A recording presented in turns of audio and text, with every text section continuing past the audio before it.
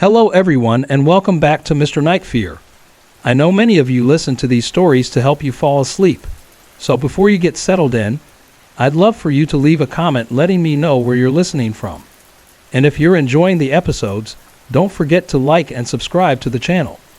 Now, let's get comfortable, relax, and begin. There are moments in life that change everything. Moments when you're forced to stop, step back, and question everything you thought you knew. For me, it all started when I was 3 years old. One night, I woke up to find a small figure lying in bed with me. It was childlike, but not quite human. About 2 feet tall, it had the body of a small child, but its head was swollen, far too large for its frame. It wore a loose blue gown, its hands hidden in the long sleeves. Its mouth moved as if it were speaking, but no real words came out, just strange, garbled sounds. It was surrounded by a faint, glowing haze. I stared, frozen in fear. Then I did what any terrified child would do. I ran straight to my parents' room. I shook my dad awake, but he barely opened his eyes. "Go back to sleep," he mumbled. Heart pounding, I returned to my room. The figure was now standing on my bed. Without thinking, I grabbed a pillow, covered my face, and jumped onto the mattress. When I looked again, it was gone.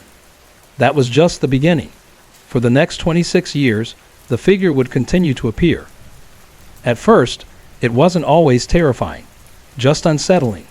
Its presence was something I grew used to, even as I got older. My bedroom was at the very end of a hallway, with 2 other rooms before mine. From my bed, I could look out my open door and see all the way down the hall to the stairs. And I always knew when the figure was coming. The hair on the back of my neck would stand up. A deep, uncontrollable chill would run through me.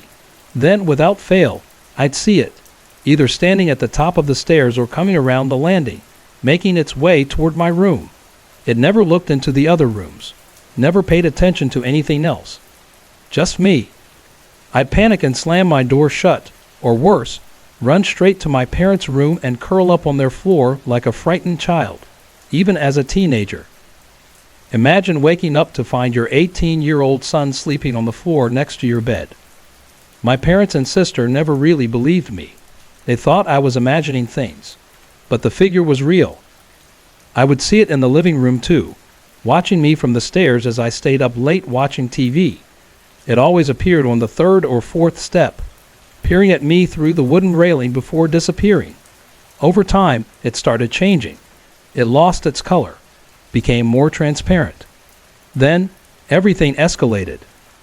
A neighbor who knew about hauntings told me to confront the figure, to tell it that I was its power source and I was shutting off the power. I did exactly that. And for a year, nothing happened. I thought it was gone. Then I made the biggest mistake of my life. One night, I told my girlfriend about the figure. She listened carefully and said it sounded like a baby with hydrocephalus, a medical condition where fluid builds in the brain, causing severe swelling. She believed the figure was a lost soul trapped between worlds, trying to communicate with me. For the first time, I wondered, had I banished something that just needed help? Guilt crept in. So one night, I did something I should have never done. I called it back. I told it I would help. And the very next night, it returned. But something was different this time. It wasn't just the figure anymore. There were others. Small, black creatures started appearing. Things I can only describe as imps. They were solid black, 1 to 2 feet tall, and they ran around on all 4s. They mostly appeared in the living room, coming from the hall closet. That's when I started making connections. The previous owner of our house had tried to build a basement, but never finished it. All that remained was a crawl space, accessible only from outside. The hall closet had been intended as a staircase to that basement before the project was abandoned. And the stairs leading to the 2nd floor. They were built directly over where the basement stairs would have been. There were 2 hidden access points to that crawl space, from the hall closet and beneath the 3rd or 4th step of the stairs. And that's exactly where the figure and the imps always appeared. Things got worse. The imps terrified me in a way the original figure never had. My dog, who had always sensed the small figure before, would fall into a deep sleep when the imps were near. No matter how much I shook him, he wouldn't wake up. Some nights, I ran from my house, knocking on my girlfriend's door at 2 a.m., too afraid to be alone.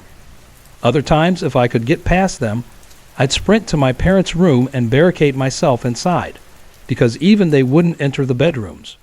One night, I finally convinced my mom to come upstairs and see for herself. When the figure appeared at the end of the hall, I pointed right at it. She couldn't see it, but she could tell by my eyes that I was watching something move. That's when she started to believe. The activity continued. Lights would flicker.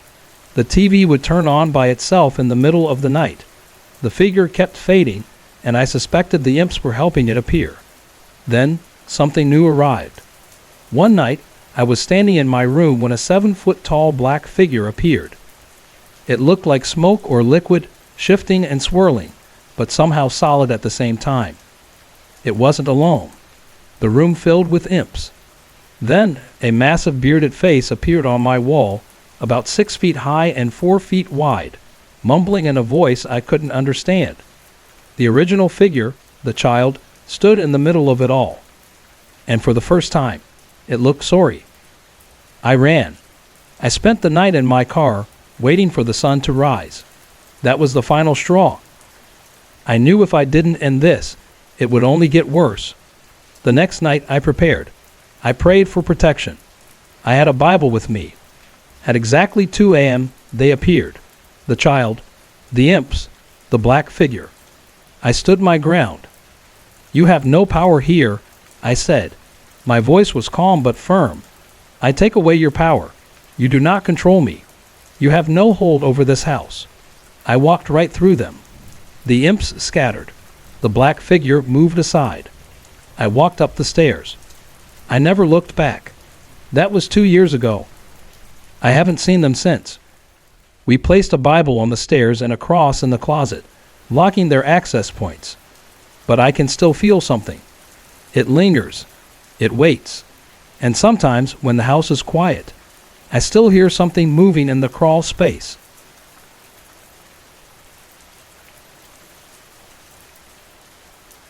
It started in the early 1960s when Joan's brother, Mike, began dating a wild girl the family called Reds. One night, while out joyriding through Philadelphia, both of them had been drinking. Reds, never one to be satisfied, kept urging Mike to drive faster and faster. When his speed still wasn't enough for her, she reached over, placed her foot on the gas pedal, and pressed down hard. Mike lost control. The car slammed into a utility pole. Reds was killed instantly. Mike survived but was severely injured, confined to bed, and unable to attend her funeral. When the family returned from the service, they went to check on him. As soon as they entered his room, he began describing Red's funeral in precise detail. What she was wearing in the coffin, the rings on her fingers, even the jewelry beside her. The family stood in shock. He hadn't been there. There was no way he could have known.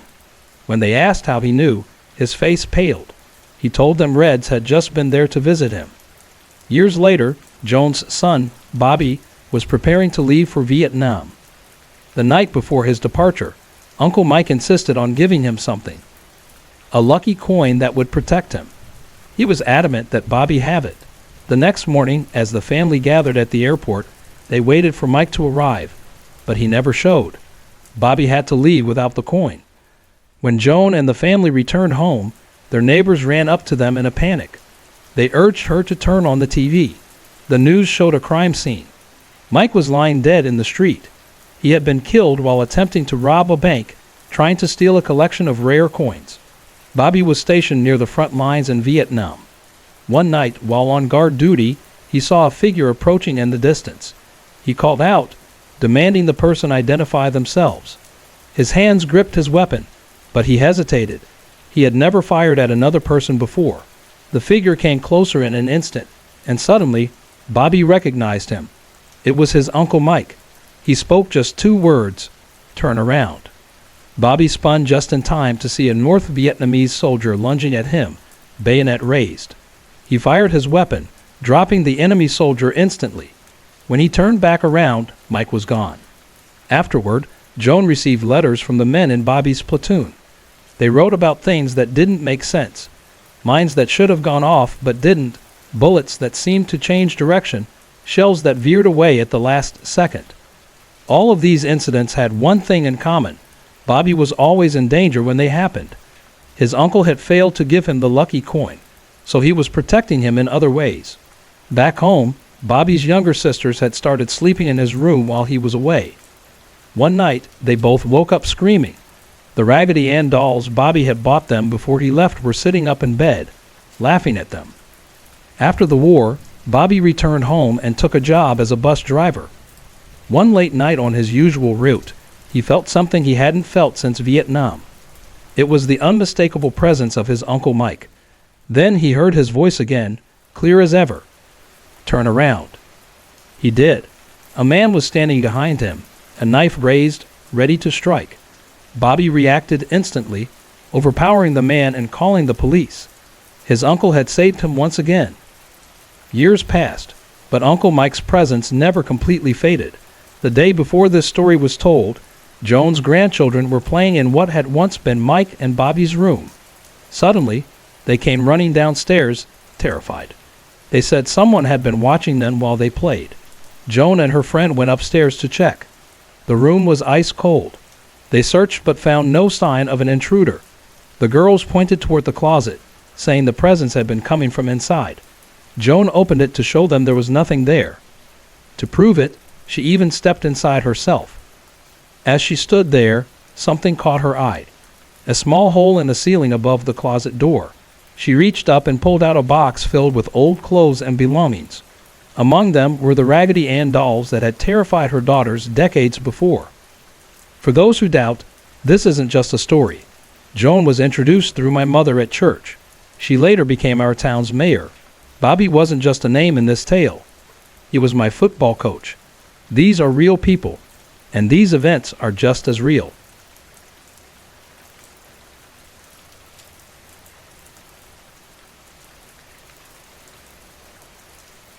When I was in my early 20s, newly married to my first husband, Larry, we rented a small cottage from my grandmother. It sat on her 5-acre property in Marin County, California. The cottage had been there long before my family bought the land in 1933. It was old, really old. At first, it seemed like a peaceful place, surrounded by nature. But in 1986, strange things started happening. I'll never forget the first time I noticed something was off. I came home one afternoon and saw my carved wooden animal figurines had been turned around, facing the wrong way. I knew I hadn't done it, and Larry wasn't the type to pull pranks. When he got home, I asked him if he had touched them, but he swore he hadn't. Then, the knocking started. It was a soft, steady rap on the wall between the living room and the extra porch room. I was sitting in my rocking chair, reading a book when I heard it. At first, I brushed it off as an animal, but it kept happening in different parts of the house, always just out of reach. One evening, I finally called Larry over to hear it. He walked in, and just like that, it stopped. He thought I was imagining things, but I knew better. Then, the roll-up shades on our windows started falling. Not just once, but over and over. I checked for drafts, loose fixtures, anything that could explain it. Nothing. Small things went missing. Cassette tapes, books, gone. A heavy candle once flew off a shelf on its own. Frustrated, I finally yelled, "Stop it." That's when I started feeling watched. One evening, I was at my desk writing when the feeling got so strong, the hairs on my neck stood up. I knew someone, something, was in the room with me. I turned around, my heart pounding. "I know you're here," I whispered. Then the real terror began. One night I woke up, and there it was, a black figure standing by my bed. It was completely featureless, but it had a sawed-off shotgun pointed right at my face. I screamed so loudly that Larry jumped out of bed and turned on the light. The figure was gone. A week later, it came again. I woke up, and this time, it held a strange knife. A 6-bladed weapon with curved edges, all pointing downward. It lifted the knife, ready to plunge it into me. My body was frozen in fear, but I knew I was awake. I screamed, over and over. Larry jolted awake, flipping the light on. The thing disappeared. No one believed me. My parents, my friends, they all said it was just nightmares. But I knew it wasn't sleep paralysis. I had read everything I could find on the subject. None of it explained what was happening to me. The black figure kept coming. One night it stood over me, holding a sword. The moonlight caught the blade as it raised it above my head. Again, I screamed, and Larry jumped out of bed. Once it appeared on Larry's side of the bed. This time it held a baseball bat. I was so terrified, I tried to crawl under him to escape. Larry snored terribly, so one night I kicked him out of the bedroom. He slept in the porch room while I stayed in bed alone. That night, the figure came again. I panicked. I leaped out of bed, ran to the window, and pushed it open, knocking the screen out. One leg was already out when Larry turned on the light, calling my name. I froze. I had almost jumped. It was a 2-story drop onto solid brick steps. The only time I ever saw a white figure was early one morning. I opened my eyes and saw something standing in the small hallway between the bedroom and the bathroom. It wasn't black like the others. This one was pale. It had a shape, but no real features. It saw me looking, and it ran, straight into the kitchen. Terrified, I jumped out of bed and grabbed my father's hunting rifle from under the bed. My hands were shaking as I loaded it, locked myself in the bathroom, and shouted, "I have a gun, and I'm not messing around." I don't even remember how long I stayed in there, but when I finally came out, the house was empty. The doors were locked. Nothing had moved. At some point, I just stopped sleeping in the bedroom altogether. I stayed in the living room, watching movies and dozing off on the couch. Then, on the morning of January 8, 1987, it all ended. I was asleep when I heard a noise. At first, I thought it was deer walking on the roof. That happened sometimes. I was about to roll over and go back to sleep when I heard it. A voice, right in my ear. "Get up." I sat up fast, my heart pounding. Something told me to open the bedroom door. Smoke. The kitchen was filling with it. I ran to the porch room and opened the door. Flames. The entire room was burning. I sprinted back to the kitchen and called 911. The dispatcher told me to put the phone down and get out. By the time the fire was out, the cottage was gone. We lost everything. All I had were my pajamas. That same year, my grandmother rebuilt the cottage, but Larry and I moved to Sonoma County. And just like that, it was over. No more black figures. No more whispering. No more nightmares. Then, something strange happened. Not long after the fire, my grandmother got a letter from a woman named Mrs. Smith. She had rented the cottage in the 1950s. Her husband had forbidden her from writing about it, but now that he was gone, she had to ask, had anyone else ever seen things in the cottage? My grandmother and I looked at each other in shock. Mrs. Smith described seeing strange entities, including an old man. That's when we remembered Barbara, another tenant from the 1970s. Everyone thought she was crazy when she told my grandparents that someone kept knocking on the front door. When she'd go to check, no one was ever there. Then, in 2005, long after the cottage had been sold, my mother got a call. The new owner loved the house, but she had to ask, had anything strange ever happened there? Her niece had been staying over and woke up one night to see a black figure standing outside by the bay tree. The moment my mother told me, I said, "See, you all thought I was crazy. I wasn't the only one. 4 women, over different decades, had seen these things, and I still don't know what they were. The black figure felt male. It felt evil. It wasn't just a shadow. It wanted me to suffer." My grandmother once said the cottage was built near an old Native American burial ground. I don't know if that's true, but Marin County has a deep history with Native tribes. I'm not religious. I wasn't raised with any particular beliefs, but I can't explain what happened to me. I just want to know, what was the black figure? Hey everyone, I put a lot of effort and heart into creating these videos just for you. If you're enjoying the content, I'd love to hear from you. Drop a quick comment below and let me know where you're watching from and what time it is for you right now. Your support means the world to me, and it keeps me motivated to bring more awesome videos your way.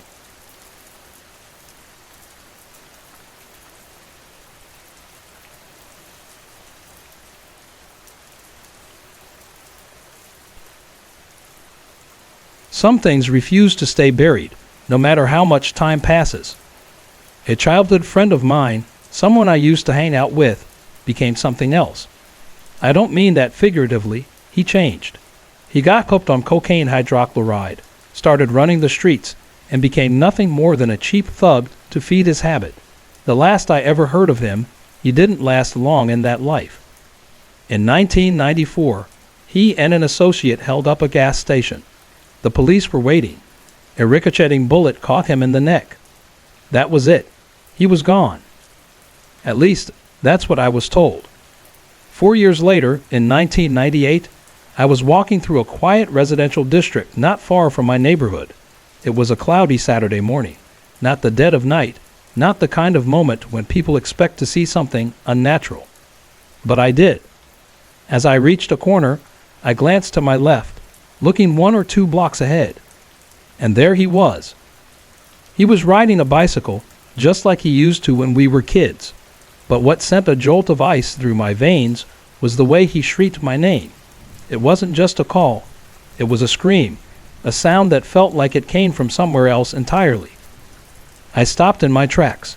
My body locked up. Every hair on my arms stood on end. He was supposed to be dead. For years, I questioned what I had seen. Maybe the rumors about his death had been exaggerated. Maybe he had gone to prison, and people just said he had been killed to cover up the shame of it. Maybe he had been waiting to come back and scare the hell out of me, making me think he was a ghost. I didn't know, but the moment was burned into my memory. Then, a few years ago, I finally got confirmation. I spoke to an old friend who had actually attended his wake. He told me in no uncertain terms that his death was real.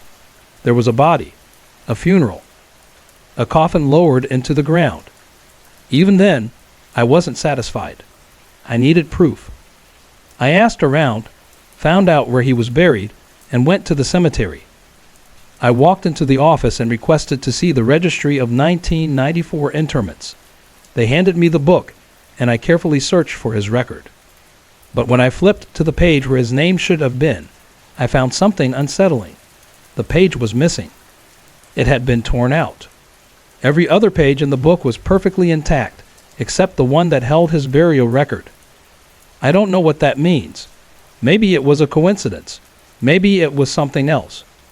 But even before I found out for sure that he had died, I never stopped talking about what I had seen. I told people, friends, old acquaintances, anyone who had known him. Then one day, I got something that felt like a response. I brought up the story again in conversation, and one of my friends suddenly went pale. He told me to shut up. His face looked shaken. He had just been talking about our old friend a few days earlier with someone else.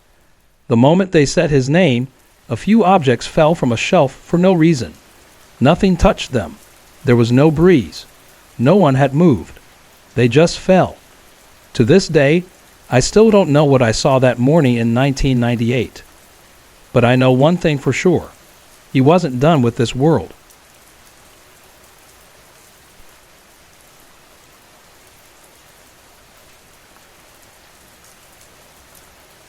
Some experiences stay with you for a lifetime, no matter how much time passes.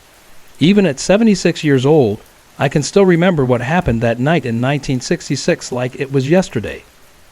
And then, 5 years ago, I had another experience that reminded me some places hold on to the past more than we realize. Growing up in the Chicago suburbs, I always heard stories about Bachelor's Grove Cemetery. It was an old burial ground, known for being one of the most haunted places in the area. The legend was that only unmarried men were buried there, though that part was mostly myth. As kids, we would swap ghost stories, and while most of them were exaggerated, some had enough truth to make you wonder. One Friday night, two friends and I were sitting in a donut shop, drinking coffee, watching the cops get free snacks, and talking about ghosts. We had no plans that night, no gigs to play, nothing to do, so on a whim, we decided to drive out to Bachelor's Grove. It was nearly midnight when we pulled into the gravel lot. The cemetery was a mess. Broken bottles, knocked over headstones, weeds growing wild. Teenagers had been using it as a hangout spot for years, with no respect for the place. It felt wrong, seeing it in that condition. Then I noticed something. Way in the back, there was a blue light. At first, I thought it was some kind of trick. Maybe someone had set up a flashlight or a lantern. The light looked like the blue flame used in the gas company's logo. We decided to check it out. The walk felt longer than it should have. The deeper we went, the more the world seemed to shrink around us. The trees pressed in. The night was completely silent. No wind, no bugs, nothing. We were about 15 yards away from the back of the cemetery when the light started moving toward us. We stood there frozen. The glow drifted closer, no longer a steady flame but something shifting, flickering. I was the first to break. Guys, it's about 20 feet away. I'm getting out of here. I turned and ran. I don't think I've ever moved faster in my life. At 6 feet tall and 225 pounds, I could have made the Olympic team that night. My friends were right behind me. We reached the old '53 Chevy, jumped in, locked the doors, and tore out of there. As we drove down the road, we came to a sharp left turn. After making the turn, we had to stop. A huge tree had fallen across the road, completely blocking the way. There was no possible way that tree could have fallen without making a deafening sound, yet we hadn't heard a thing. There was no choice but to drive into the ditch, slowly maneuvering around it before speeding off. The next day, I picked up one of my buddies and convinced him to go back with me, during the daytime. When we got there, we stepped out of the car and looked around. The tree was gone. No fallen branches, no marks in the road, no sign that anything had ever been there at all. I never went back. Years later, I looked up Bachelor's Grove online. The stories were everywhere. People had seen a woman in white, a phantom house that appears and disappears, and countless other eerie things. Volunteers go out there every summer to clean up, and every single time, something happens. That place, along with Resurrection Mary, is one of the most famous ghost stories in Chicagoland. I've driven down Archer Avenue alone between midnight and 3 a.m. just to see if she would appear for me. I never saw her, but 5 years ago, something else happened. We had moved my mother-in-law into a senior living complex, a nice upscale place where residents had their own 3-room apartments. It was clean, well-kept, and comfortable. The day we moved her in was a Sunday. Most of the residents were out with family, so the downstairs area was completely empty. At one point, I needed to use the restroom. There was one just outside the big meeting room, which had a full kitchen for events and gatherings. As I was in there, I started hearing loud banging, pots and pans clattering, like someone was rummaging through the kitchen, moving things around. I knew no one else was supposed to be down there, but I wasn't about to jump to conclusions. When I finished, I decided to check it out. As I stepped out of the bathroom, I noticed something unusual. The doorway leading into the meeting room, about 8 feet wide, had a curtain covering it. The fabric was thin, multicolored stripes running from top to bottom. The banging in the kitchen continued. I started walking toward the opening. I was about 12 feet away when something strange happened. The curtain began closing on its own, not all at once. Slowly from right to left, as if someone was pulling it shut. By the time I reached the opening, the curtain had completely covered the doorway. The noise from the kitchen stopped instantly. I stepped inside. The first foot into the room, it felt wrong. The air was thick. To the right, an old electric organ sat against the wall. I don't know why, but the sight of it sent a chill down my spine. I kept going. The kitchen was dark and silent. Not a single thing was out of place.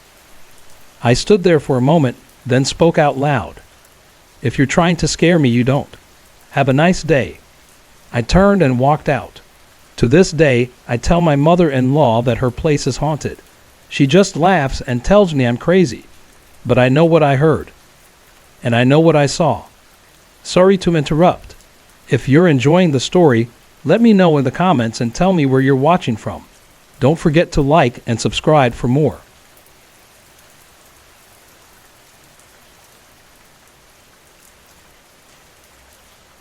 There was a time in my life when I felt lost.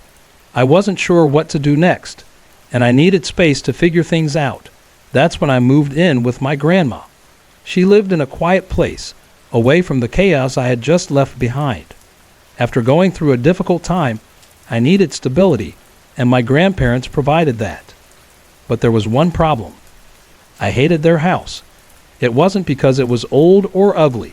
It was because, from the first time I stepped inside, I always felt like someone was watching me. I had helped my grandparents move in 7 years earlier, staying for a week to assist. Every time I visited after that, I felt it. It was strongest in the hallway that led to the bathroom, computer room, and laundry room. That spot always made me uneasy. I never knew why. Nothing ever actually happened. It was just a feeling. But when I moved in, whatever was there, it started to make itself known. At first, it was subtle. Late at night, when everyone else was asleep, I could feel something watching me. It wasn't threatening. It just observed, always there, always silent. Then the strange things began. One night, my aunt came to visit and stayed in her old room, which was next to mine. I was in my room watching TV when my door slowly creaked open. Thinking it was her, I waited for her to say something, but no one was there. I frowned, a little confused, but figured maybe she was playing a trick on me. I got up, walked to her door, and pushed it open. "Ha, gotcha," I said, pointing, but the room was empty. I stood there for a moment, feeling foolish. Then I heard the sound of running water. My aunt was in the shower. She hadn't even been near my door. I shook it off and moved on. But before she left, something happened that sent a chill down my spine. We were sitting in the living room when she turned to me suddenly. "No," she said, staring at me. I raised an eyebrow. "No, what?" She hesitated, then said, "It couldn't have been you." I asked her what she meant. She swallowed hard. "The door to my room opened, but you couldn't have made it to the living room this fast. That's creepy." She didn't like talking about ghosts. In fact, she avoided the topic completely, but her face told me everything. I wasn't the only one experiencing something. After she left, the door continued to open on its own. I started to wonder who was doing this. Maybe someone who hated closed doors.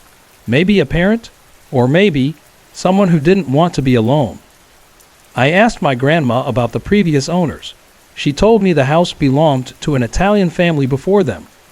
The parents had raised their children there, and their names were even written in the cement leading up to the front door. The mother had passed away first. Then years later, the father died. After that, the children sold the house. It made sense. Whenever I was alone, I always felt a masculine presence, a strong, heavy energy that made the air feel thick. Maybe it was the father, still attached to the place he had built his life in. At first, he just watched, but after a while, I think he grew frustrated that I wasn't acknowledging him. Whenever I lit a candle at night, the flame would flicker strangely whenever I felt his presence. One night I asked, just in my head, "You're here, aren't you?" At that exact moment, the candle flame shot up, stretching at least an inch higher than before. I felt him standing right next to it. Our dog, normally fearless, let out a low whimper. Her tail tucked so tightly between her legs, she looked terrified. Then she started crying, scratching at the door, desperate to get out. She had growled at him before, but mostly she reacted like this, too scared to stay in the room. He didn't like being ignored. The tension in the house grew. Lights would suddenly go out, but when someone else walked in, they'd flicker back on. One night, a light bulb even burst while I felt him following me. Then, I had a dream. At least, I think it was a dream. It felt too real. I woke up in my bed and glanced at the candle I had lit earlier. It had burned out, but a thin stream of smoke curled up from the wick. Everything around me was exactly as it should be. My grandpa's snoring, my grandma shifting in bed, grumbling about the noise. I was warm, wrapped in my blanket. Then I saw it. A butterfly, but not a normal one. It was black, almost like a shadow. It hovered just above me, its wings fluttering slowly. I remembered something my friend's mother had once told me, that she always saw a black butterfly when death was near. I reached out, trying to catch it, but my hands passed right through it. It wasn't solid. It was something else. Then it started to move, floating toward the hallway. Without thinking, I followed. When I reached the hallway, the place I hated most, I stopped, and mist was forming there, right near the laundry room. I held my breath. A figure stepped forward. He was tall, slightly overweight, with thinning curly hair. He wore a plain white t-shirt and jeans. He looked about 40-something, and he was staring right at me, not moving, not blinking. His face had no emotion. It was like looking at a real person. I could see every detail, every crease, every shadow on his face, but he wasn't alive. My heart pounded. Fear rushed through me. "Get out!" I screamed, trying to shove him away, but my hands went right through him. Nothing I did had any effect. Tears burned my eyes. I felt helpless. Then I remembered the butterfly. It was still floating ahead, as if leading me somewhere. So I turned away from the figure and followed. It took me to the living room. As I reached the front door, I saw something else. A dark shape was crouched outside, just beyond the doorframe. It didn't move, didn't make a sound. It just waited. The butterfly fluttered past it and disappeared into the night. Then I heard a loud beeping noise. Beep, beep, beep. I jolted awake. It was my grandpa's alarm clock. I heard him groan, then mumble something before hitting the snooze button. And just like that, I was back in bed, warm under my blanket, as if none of it had ever happened. But it didn't feel like a dream. It felt real. I believe the butterfly was trying to show me what had been disturbing me all along. Not long after that, I moved out and went to live with my boyfriend. I never went back to help the spirit. I didn't know how. And honestly, I was too afraid. But sometimes I wonder if I should have tried. Sometimes I wonder if he's still waiting.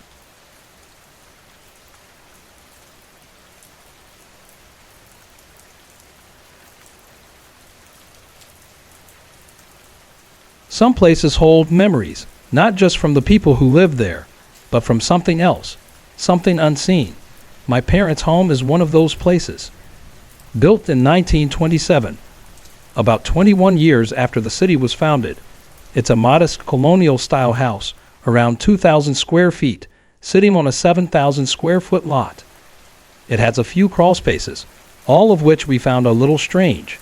There's a cupboard under the stairs, a small attic above what used to be the garage, and another crawl space at the far end of my room near the windows facing the street. And of course, there's the attic. The attic above the garage is only accessible through a small door in my sister's room. Something about it always felt off. When my parents bought the house, it wasn't in great condition. The structure was solid, but it had been left unattended for a while. During that time, it had been vandalized, mostly by local kids. The worst damage was a hole in one of the walls, which was quickly fixed. There were also odd symbols and makeshift Ouija boards scattered around, but nothing that felt truly dangerous. Even my mother, who is a medium, didn't sense anything threatening when she first walked through the house. Neither did I. We moved in during the summer and immediately got to work, replacing the old carpet, remodeling the upstairs bathroom, fixing the plumbing, and tidying up the yard. Everything seemed normal at first, but not for long. Within the first month, we realized we weren't alone. The first spirits we noticed were children. While we worked downstairs or outside, we would sometimes hear the sound of small feet running and playing upstairs. It happened most often in my sister's room, right above the dining room. At times, the chandelier in the dining room would sway slightly, as if something was moving above it. Over time, we became aware of more activity. I often heard footsteps in the attic above my room late at night. When I stayed up late doing homework downstairs, I'd hear someone coming down the stairs, pausing, then going back up. Thinking it was my dad checking on me, I'd ask him the next morning, but he always said he hadn't left his room. One night, I was in the downstairs bathroom near the office when I heard someone coming down the stairs. The footsteps stopped at the second step. Suddenly, I felt it. Someone was watching me.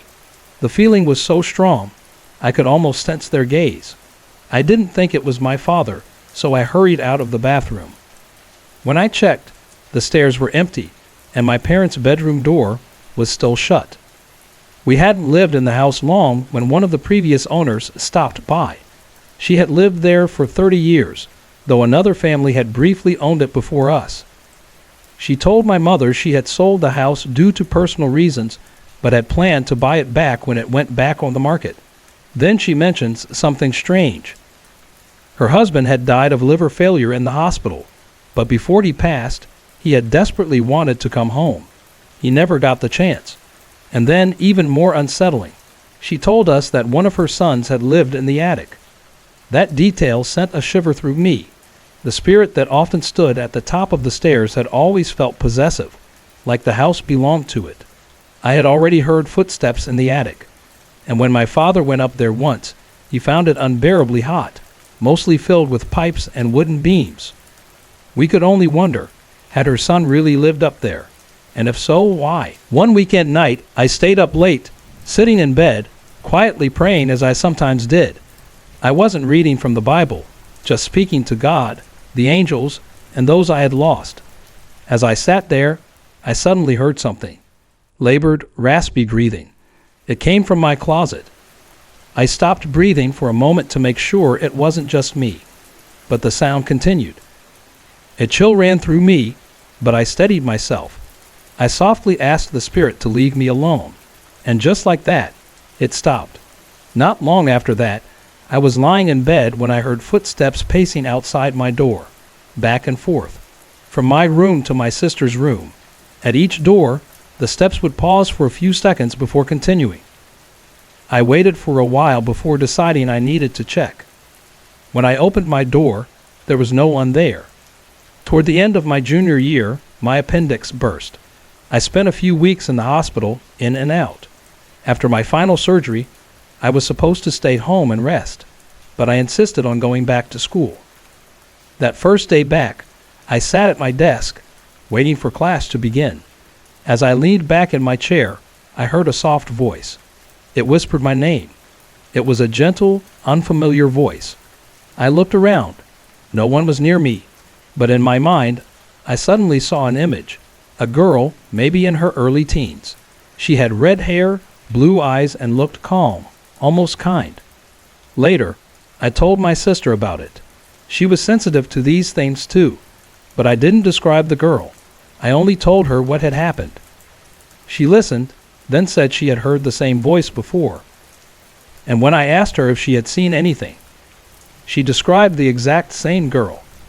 Another time, I was downstairs in the office, working on homework. Our new dog was with me, lying nearby. I got up to use the bathroom, and when I came back, I sat down and got comfortable. That's when the bathroom door started shaking. It wasn't the wind. It moved as if someone was struggling to open it. Then, all at once, it pushed open. I glanced at my dog. She was staring at the door, her body tense. She had heard it too. One of my last encounters happened after I graduated from high school. It was late, and I was trying to sneak upstairs without waking anyone. As I walked down the hallway to my room, I heard footsteps behind me. I turned around. No one was there. I went into my room, shut the door, and climbed into bed. But just as I pulled up my blanket, I heard footsteps again. This time, they moved past my bed, toward the windows. Then my curtains began to move. I sat up quickly and, maybe out of frustration, told the spirit to stop. And it did. The final encounter I remember happened months later. I was lying in bed, staring at the ceiling, lost in thought, when I suddenly felt the air around me grow colder. I didn't move. Then, something small and warm pressed into the palm of my hand. It felt like a child's hand, but I wasn't afraid. In fact, I couldn't help but smile. These are the encounters I remember. I know this house has spirits, but I've never felt threatened. And I'm not the only one who has sensed something. People walking by often stop and stare at the upstairs windows. Even during family barbecues, when we sat outside telling stories, our dog would pause, ears alert, staring at the house. There is something there, something watching. But whatever it is, I don't think it means us any harm.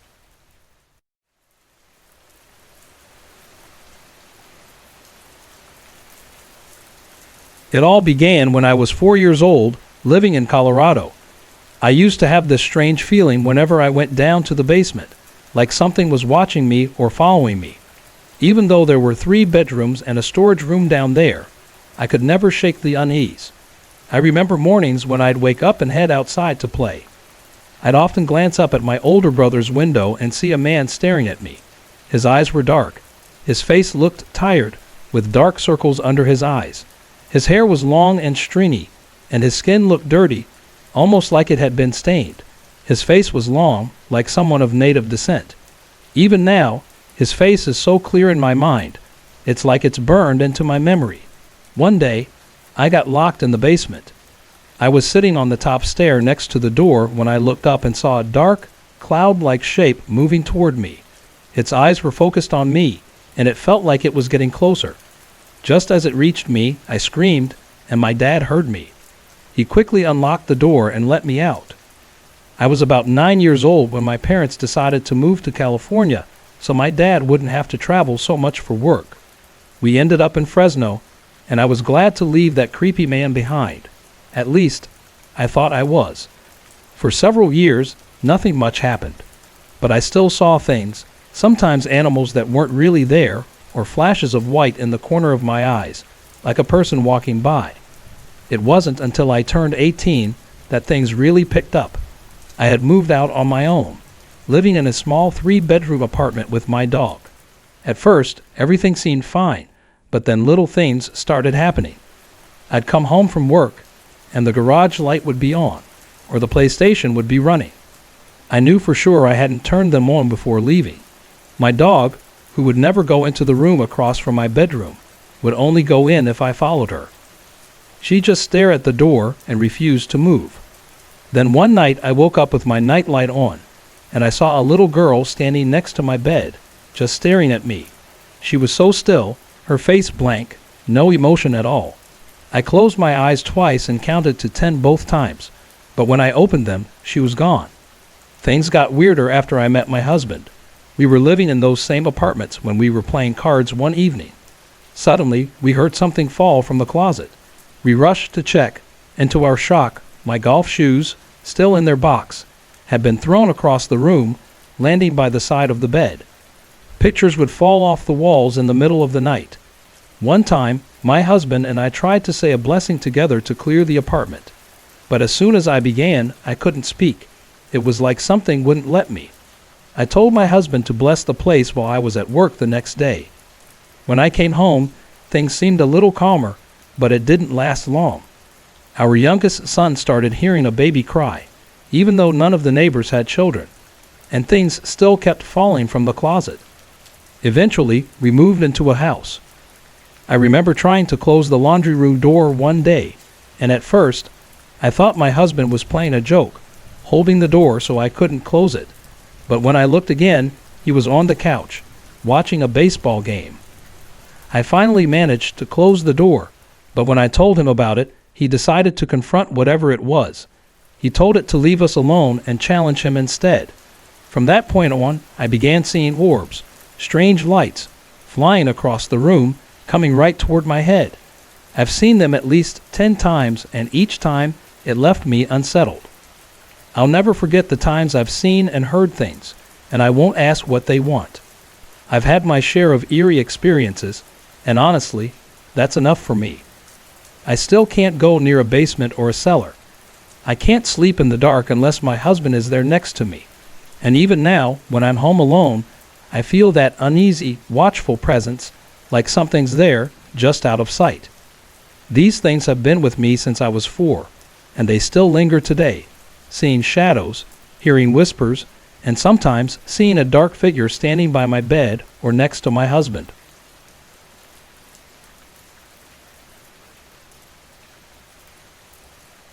Some houses have a feeling about them, the kind you can't explain, but you just know something isn't right. This happened in a small town called Lancaster. My family was living in a 2-story, 3-bedroom, 3-bathroom house. It was the first time I had ever lived in a house with 2 floors, and at first, I thought it would be amazing.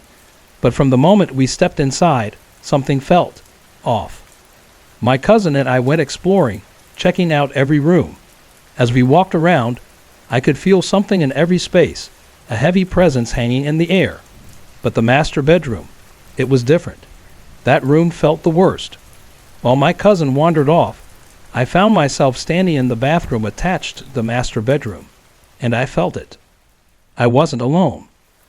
A cold, sinking feeling crept up my spine. I was being watched. Right then, I knew there was something in this house. At first, nothing really happened. It was just that feeling, like someone was always there, just out of sight. But when things did start happening, it was all at once. The first time was on a quiet night. The grown-ups were in the garage, laughing and talking, enjoying themselves. Then, out of nowhere, they heard a moan. A long, ghostly moan that sounded like someone was in pain. They froze. For a second, no one moved. Then, all at once, they rushed inside, leaving the garage behind. Whatever they had just heard, they didn't want to hear it again. After that, things calmed down for a little while, but only for a little while. The very next night, my sister ran downstairs in tears. She was shaking, barely able to speak. There was a girl, she finally managed to say, gasping for breath. She had been in the master bedroom when she saw her. A little girl with a cold, angry look on her face. She just stood there staring. But when my grandma went to check, the room was empty. Weeks passed, and then one night, we were all in the living room watching TV when we heard it. The sound of footsteps, not just a few steps, running, little feet dashing back and forth across the upstairs floor. But the thing was, no one was upstairs. And worse, the footsteps were coming from the master bedroom. That room, the one that had felt wrong from the beginning, was right above the living room and garage. It had to be coming from there. The noises continued. Some nights they were loud.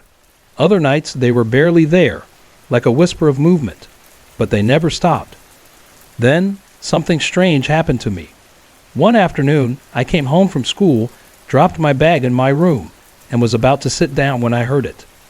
A voice, faint but clear as day. How was school? I froze. I knew I was alone. But somehow, I wasn't scared. Something about the voice felt familiar, like whoever was speaking wasn't trying to hurt me. It wasn't a bad ghost, just sad. I hesitated, then quietly answered, it was fine. The voice didn't respond. After that, I started noticing little things in my room. My small TV, the one I used to watch cartoons on, would flicker. Sometimes, I would feel the bed move slightly, as if someone had just sat down next to me. I couldn't see her, but I knew she was there. It was the little girl. She sat with me, watching cartoons in the afternoon. She never did anything scary, just sat there like she was keeping me company. I never saw her, but I had visions of her in my mind.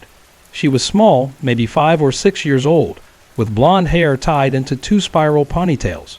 She wore a white nightgown, her expression always sad, and she held a little teddy bear in her arms. She didn't seem to want to hurt anyone, but she was trapped. And then there were the knocks. My bed had a small wooden door underneath, leading to a storage space. That's where they came from. 3 distinct knocks. I tried to ignore it. I hid under the covers, squeezing my eyes shut. But the knocks kept coming. And then the voices, the whispers, the occasional scream. I don't know why, but I never told my parents what was happening. Maybe I thought they wouldn't believe me. But sometimes they would find me in the morning, asleep under my bed. I had no memory of crawling under there. I didn't know why I kept waking up that way. Looking back, I think she was trying to tell me something. I've always been sensitive to spirits. I can feel them, sometimes even communicate with them. If I look at a photo, I can see a person's past, what happened to them before they died. Maybe that's why she came to me, but not every spirit in that house was like her. There was something else, something darker. In my parents' bedroom, something used to scratch my dad's legs at night while my mom was asleep. He would be awake, watching TV, when suddenly, he'd feel it, a sharp, quick scratch, like claws dragging across his skin. And it only happened when my mom wasn't awake to see it. I don't know what it was. All I know is that all my life, I've lived in haunted houses.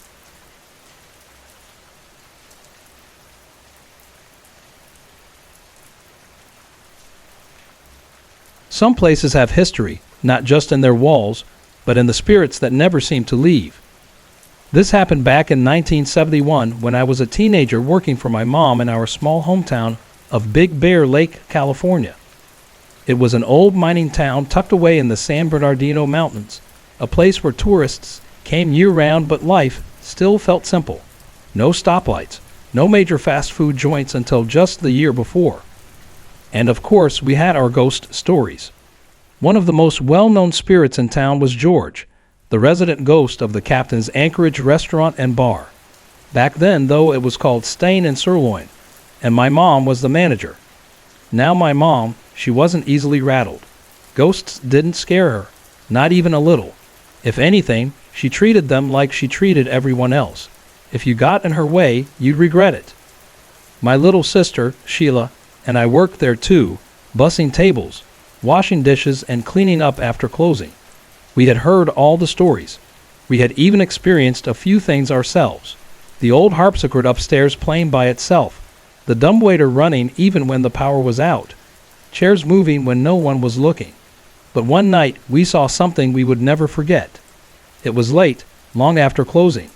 My mom was upstairs doing the books while Sheila and I finished cleaning the downstairs dining room and bar.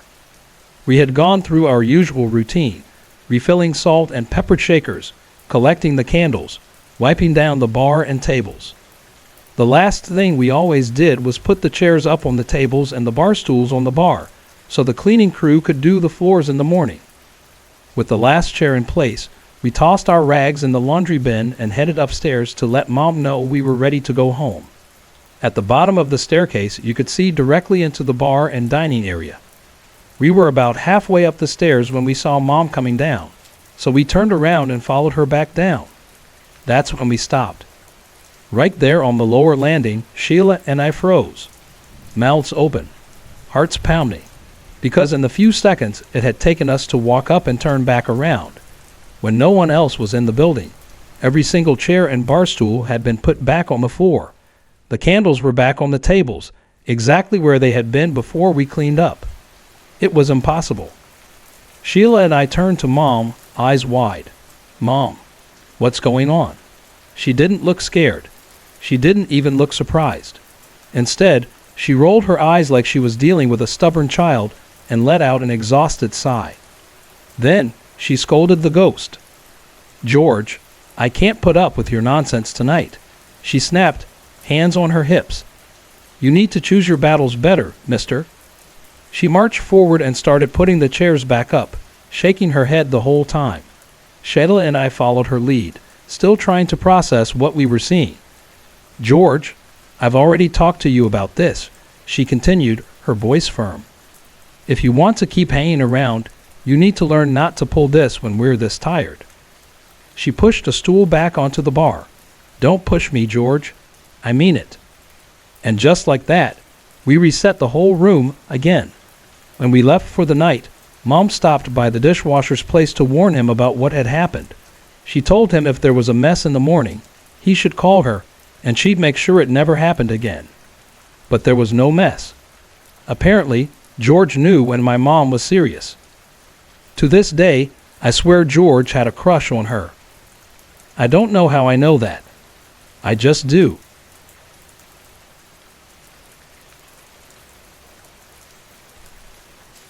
There are moments in life when you have to stop, step back, and take a deep breath. These moments don't happen often, but when they do, they tend to be unforgettable, usually wrapped in confusion, disbelief, and sometimes a little fear. One of those moments happened to me on December 31, 1998, at exactly 11:45 p.m. New Year's Eve is always a busy time, full of excitement, especially for young couples looking to celebrate in style. My wife and I were no exception. That year, we were determined to have the biggest New Year's celebration of our lives. My boss had invited us to the Queen Mary's New Year's Eve party and ballroom blowout in Long Beach. The tickets weren't cheap, but they promised a night to remember, multiple dance floors, DJs on every level of the ship, and an atmosphere unlike anything else. I had been to the Queen Mary a few times as a kid, but it had been years since I last saw her.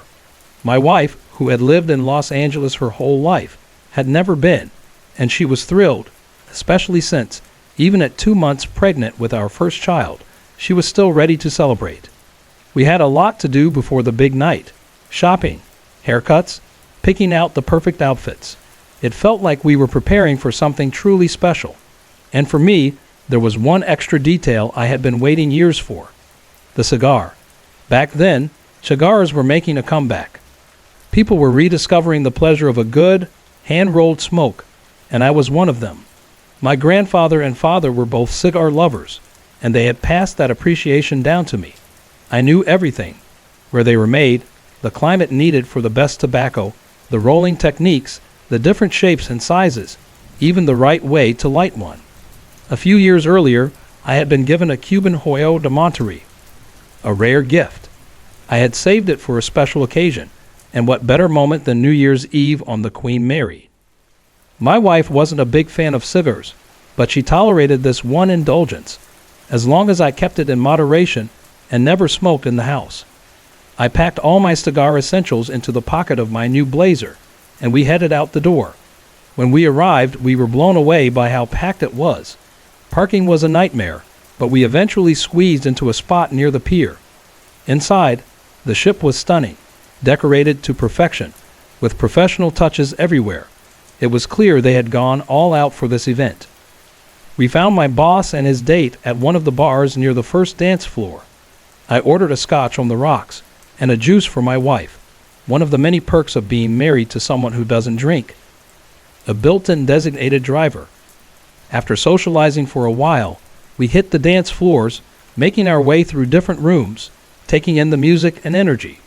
It was incredible. One of those nights that felt like it could last forever. But after a few hours, we needed some air. We walked up to the top deck, hand in hand. The night air was crisp, fresh with the scent of salt and sea foam. The city lights shimmered in the distance, and for a moment, everything felt peaceful. My wife, starting to feel a little tired, decided to sit and rest for a bit. That's when I remembered the cigar. I asked if she minded if I lit it up while she took a break. She hesitated but agreed, under one condition: I had to stand a few feet away from her. I nodded and stepped toward the edge of the deck. The moment felt perfect. The night sky stretched above me, the waves gently rocked below, and the distant hum of music from inside the ship gave everything a dreamlike feel. I reached into my pocket, pulled out the cigar, and ran my fingers over the smooth tobacco leaf. The rich, earthy scent filled my nose as I brought out my guillotine cutter and carefully clipped the tip. I placed it between my lips and reached for my torch lighter. Then, a tap on my shoulder, and a voice. "Do you have a light?" Instinctively, I turned around, already answering, "Oh, of course," but there was no one there. I blinked, looked around. Nothing. Just me. My wife was still sitting a few feet away, watching me with a small smile, completely unaware. A strange chill ran through me, but I shook it off. Maybe someone had walked by quickly. Maybe I just imagined it. But still, I felt uneasy. I darted my eyes around the deck, looking for any sign of movement. But there was no one. Just the open deck, the night sky, and my wife, who was now giving me a curious look. She walked over. "Are you okay?" I hesitated, Did you see anyone just now? She frowned. No, you were standing there alone the whole time. I stared at her. Are you sure? Maybe someone ran past you or turned a corner. She shook her head. I didn't see anyone. It was just you. I stood there for a long moment, letting that sink in. We eventually went back inside, just in time for the countdown. At midnight, balloons rained down from the ceiling, and people kissed, cheered, and shouted, "Happy New Year," into the air. I kissed my wife, just like everyone else. But my mind was somewhere else. I still have that cigar. It sits in my humidor, untouched, perfectly preserved. Every once in a while, I take it out and hold it in my hands, just to remind myself that it really happened. Sorry to interrupt. If you're enjoying the story, let me know in the comments and tell me where you're watching from. Don't forget to like and subscribe for more.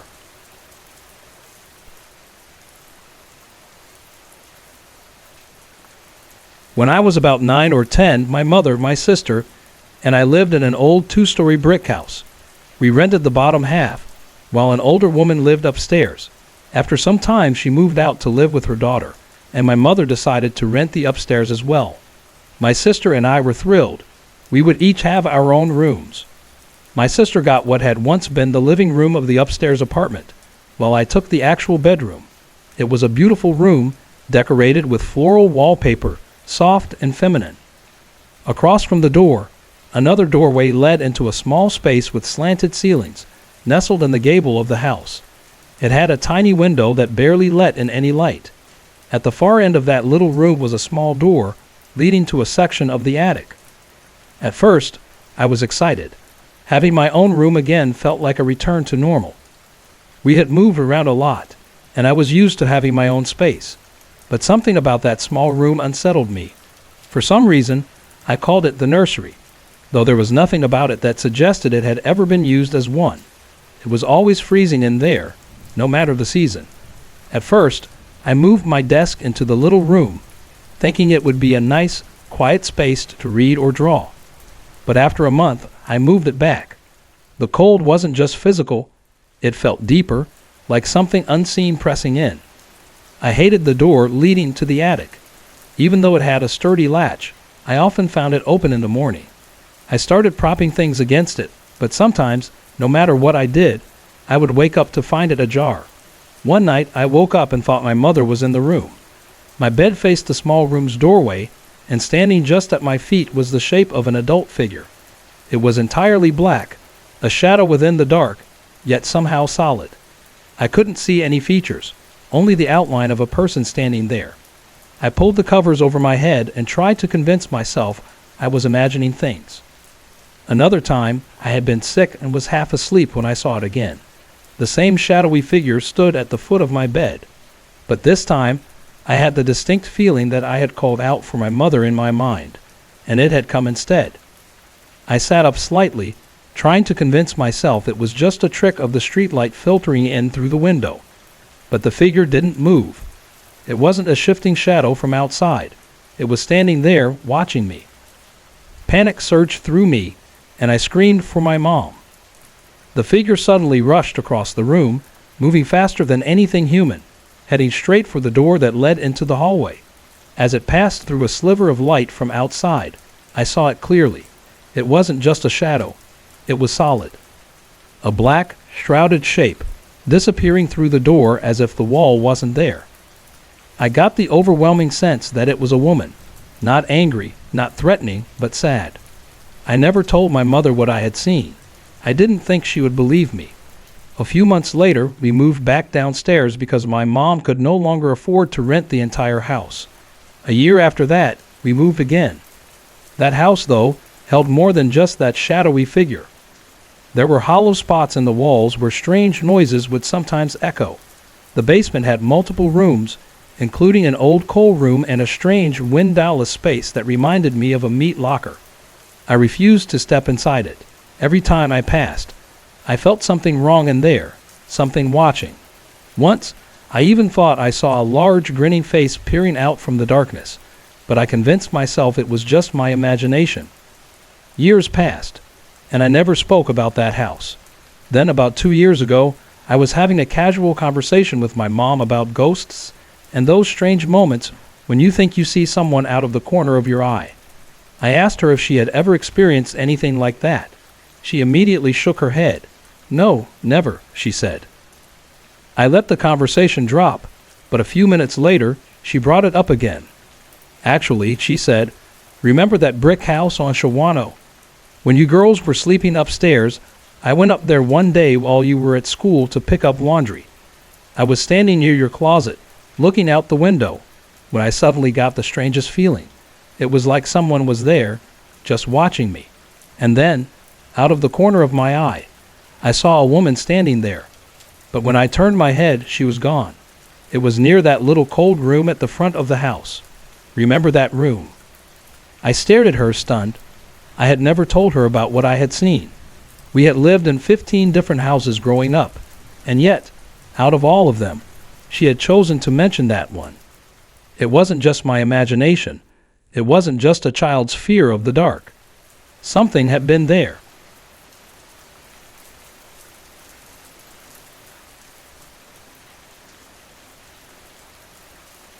When it comes to ghost stories, old castles and abandoned mansions usually come to mind. But aboard the USS Forrestal, a massive aircraft carrier, sailors whisper about something just as eerie, a ghost named George. For months, stories have circulated among the crew. Flickering lights, strange noises, doors opening on their own, voices on disconnected telephones, and most unsettling of all, the sight of a mysterious figure in a khaki uniform.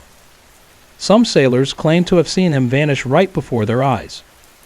Lieutenant James E. Brooks gathered these accounts and detailed them in a 12-page report, meant to highlight the lighter side of Navy life.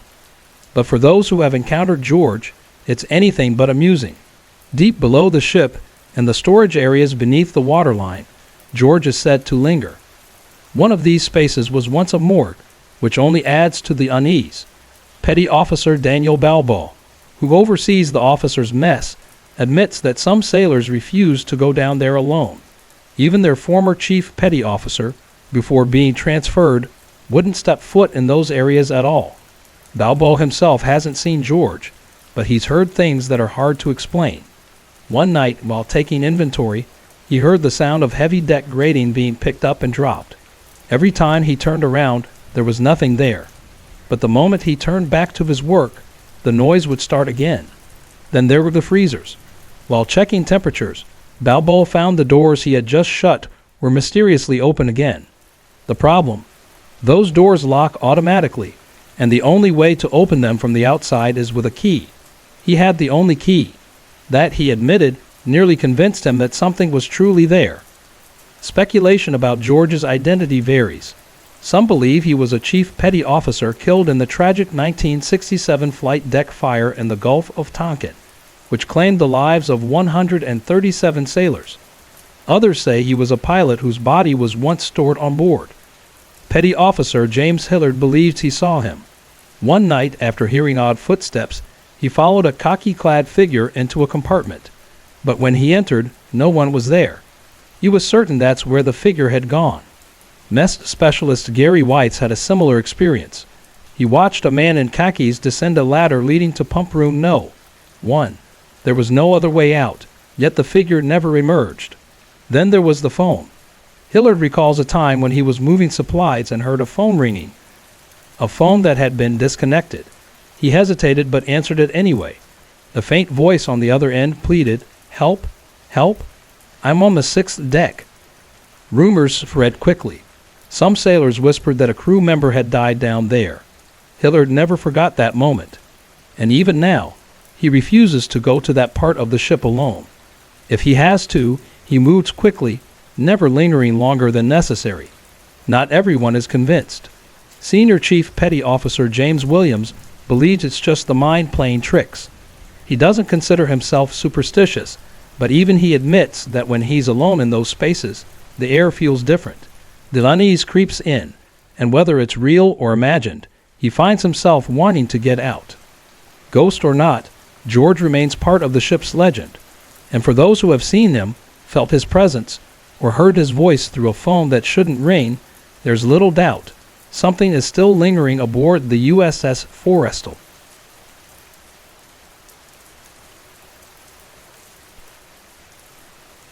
Some experiences linger in the back of your mind, no matter how much time passes.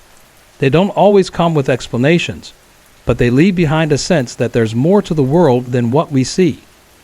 When I was 20, I lived in an apartment in Steinheim, Germany in 1982.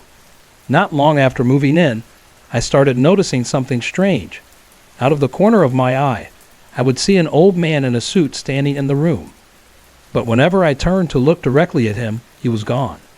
It didn't scare me. I just found it strange, like he was a shadow left behind rather than something actively haunting the place. Curious, I tried talking to my neighbor. Between my limited German and her limited English, I managed to understand that a man had died in that apartment in his sleep. He had been wearing his favorite suit when he passed. He simply laid down for a nap and never woke up. I never mentioned the ghost to my girlfriend at the time, but when she stayed in my apartment alone while I was out of town, she later told me it felt weird in there. She couldn't explain it, but something unsettled her. After I moved to a bigger place, my brother took over the apartment. He never saw or felt anything. My parents had their own strange experiences in the 1980s. They believed the spirit in their house was my Oma, grandmother. She never appeared, but little things would happen, things that felt like her presence was still there. My father constantly lost his cigarette lighter. He would search everywhere, growing more frustrated, and even made my brother help him look. They'd never find it. But hours later, my father would walk into the room, and there it was, sitting right next to his cigarettes, exactly where it should have been. At night, while my parents were lying in bed, they would feel the mattress shift. It felt like someone was sitting down, the weight of a person pressing into the bed. But when they looked, no one was there. They even saw the indentation in the sheets. Sometimes, doors would open and close on their own. It was never anything violent or threatening, just small, strange things that made them believe Oma had never truly left. There have been moments in my life where things happened without explanation, times when it felt like something outside of myself was guiding events. In 2000, after work, I was sitting in my car, rolling down the windows and adjusting my mirror, when a young man appeared next to me. I hadn't even noticed him approach. He was thin, black, and looked about 18 or 19. He stood at my car door and said, "Move over." I looked at him and said, "I don't think so." He said it again, and I repeated the same words, like a stuck recording. Then he said, "I don't want to pull a knife or gun on you." I just stared at him, speechless. At that exact moment, a Jeep passed by on the road across from the parking lot. It beeped. To this day, I don't know why it honked, but as soon as it did, something strange happened. Words popped into my head. It was like a voice inside me, but not my own. I had no control over it. It just came out. I looked at the guy and said, "See that? That's my boyfriend.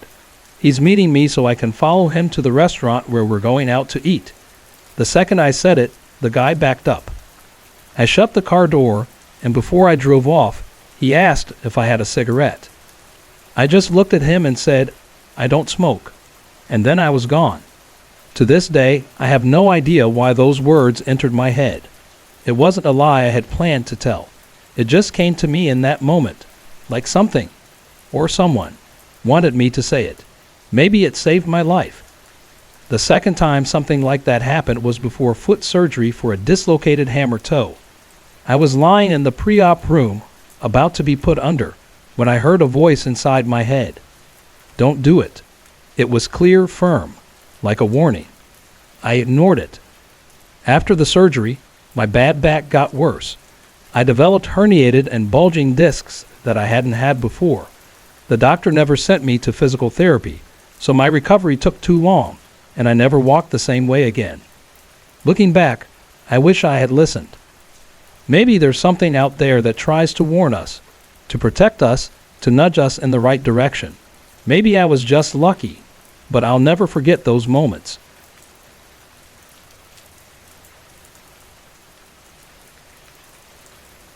I was about 10 or 11 years old when it happened. Before I get into the details, I need to explain something about the place where it all began. One day, my father told me and my younger brother that a man in our neighborhood, a man he called the Mad Mason, was rumored to be a Satanist. People whispered that he performed black masses in his house. For a kid my age, this was mind-blowing. I had never even considered the idea of a real Satanist living so close. I became obsessed with the idea, wondering what a black mass would even look like. I nagged my father about it constantly until one night he finally gave in. He took me and my little brother to spy on the Mad Mason's house. Even though nothing had actually happened yet, the air that night was tense. My father, who was in his early 30s at the time, carried his Smith & Wesson revolver tucked under his belt. He kept one hand near it the entire time we were outside the Mad Mason's house. We stood there for about 5 minutes.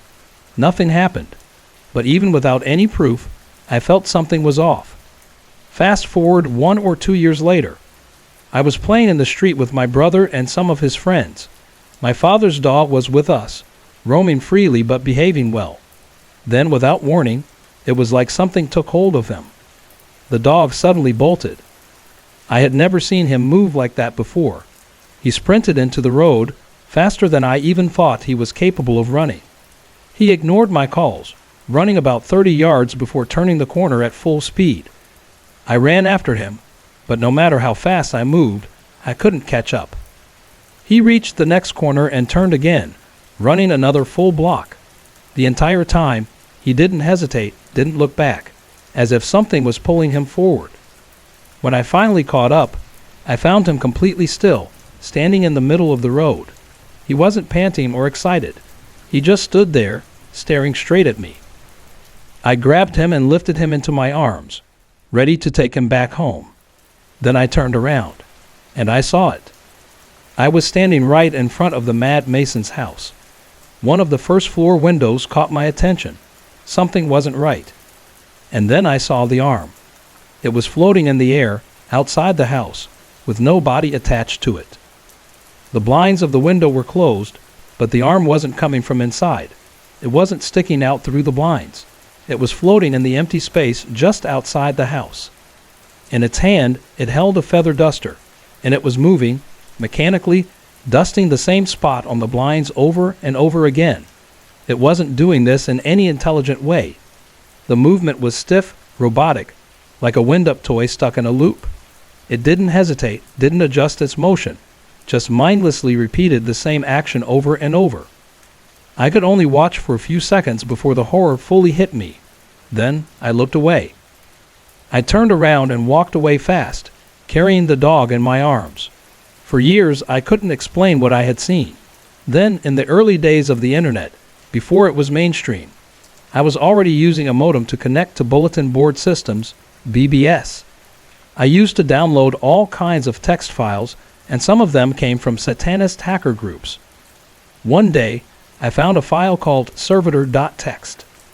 It explained how to create something called a magical servitor, an artificial entity, like a golem or tulpa, designed to perform a specific task for its creator. Reading that, I froze. Had I seen a servitor in the Mad Mason's house? Had I actually witnessed a created entity designed to do nothing more than dust the blinds, stuck in an endless loop? To this day, I don't know. You could argue that I was just a kid with an active imagination, that I saw something out of the corner of my eye and my mind filled in the blanks. But I know what I saw. I have had hallucinatory visions as a child, but those always felt different, like dreams or moments when my brain was filling in gaps. This was different. This was real.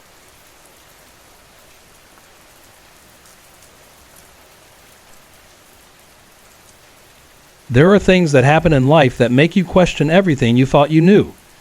My family never put much stock in ghost stories, at least not until we moved into the house on the hill.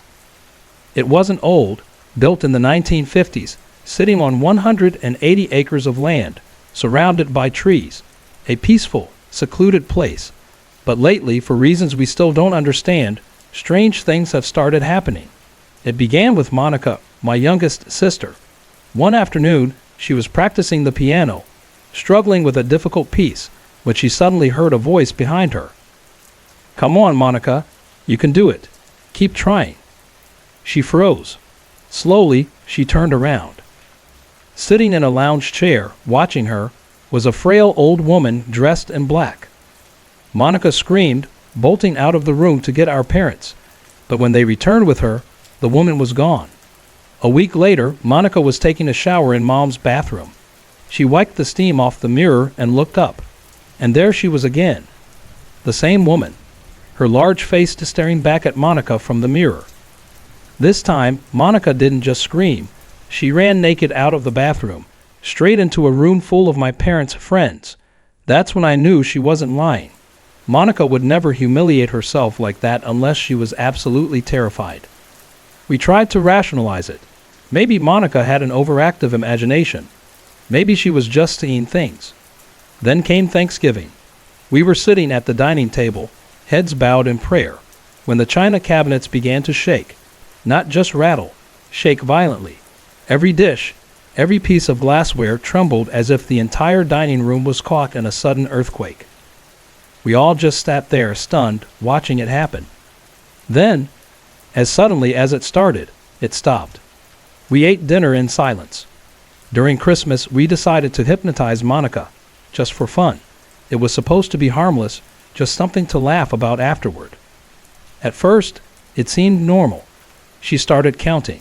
But then, she began skipping numbers, her voice changing slightly, her body going rigid. And then, without warning, she screamed, "She's going to kill me. She's got a knife. Oh my God."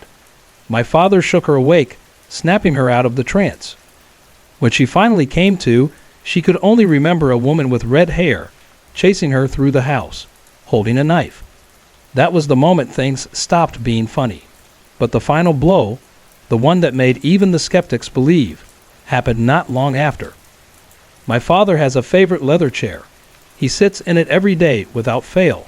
One night, before a rainstorm, my mom opened the window near the chair for fresh air.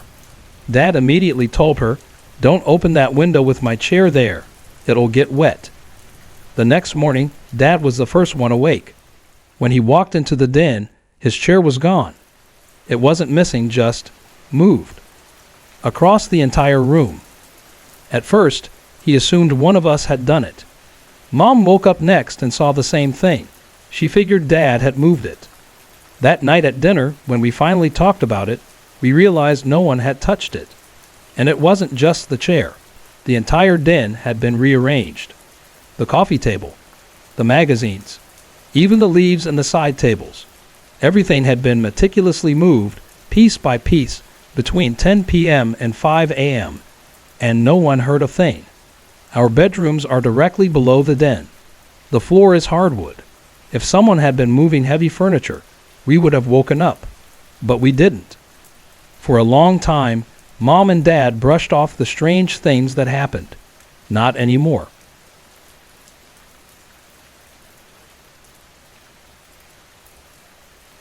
Some experiences never leave you. They settle deep in your mind, lingering, waiting for the right moment to resurface. Maybe that's why I've never been able to shake these moments. They don't feel like coincidences. I grew up in northern Nevada, where winters were brutal, cold, biting, with winds that cut straight through you. The first strange thing happened when I was still in elementary school. I was standing by the swings on the playground. The wind was howling, sharp and relentless, making the cold almost unbearable. For some reason, I closed my eyes. And then, I felt something around me. The wind was still blowing, but I couldn't feel it anymore. It was as if something was blocking it, like I had stepped inside a warm barrier. It wasn't just a break from the cold. It felt like arms were wrapped around me, holding me, protecting me. It only lasted about 15 seconds, but in that moment, I wasn't cold at all. Years later, in high school, it happened again. I was standing outside in the snow, and that same awful wind was cutting through the air. Then, just like before, I felt it. That warmth, that presence. I remembered what my grandmother used to say, that we all have guardians.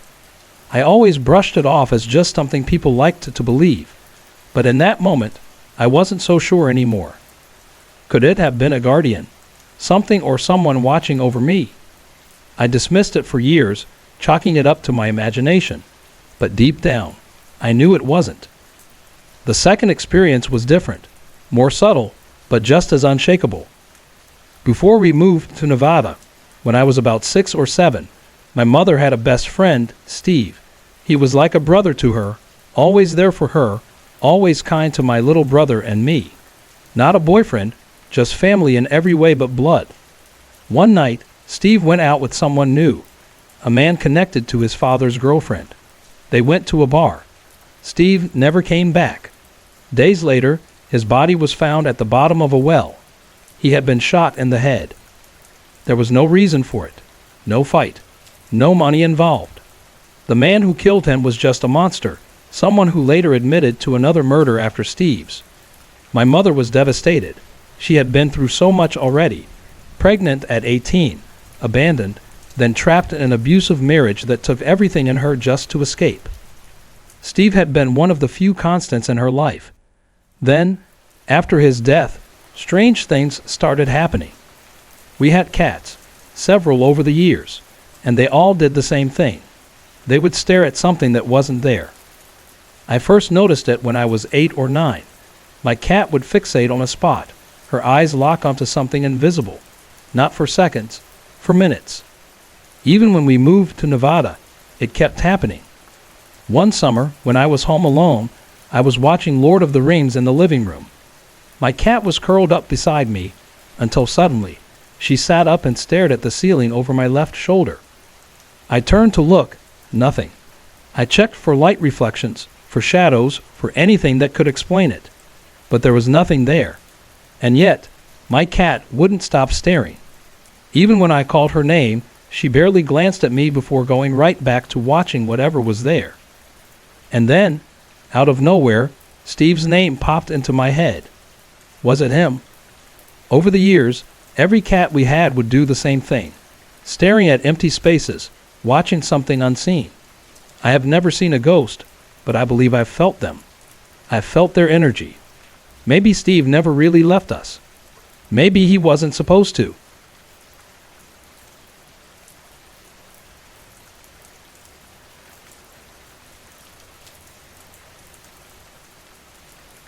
Some memories fade with time, but others stick with you, coming back in flashes when you least expect them. That night after my senior prom was one of those moments. It was 1983 in small-town Tennessee, and prom had been a letdown. As usual, none of us had picked the right dates. So after dropping them off, my buddies and I ended up at a friend's house, half watching MTV, sitting on the couch in that weird post-prom exhaustion.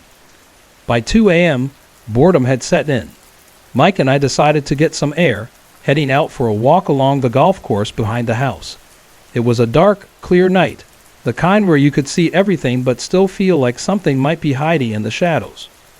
We weren't even that far in, just walking from one fairway to the next, when we noticed something strange.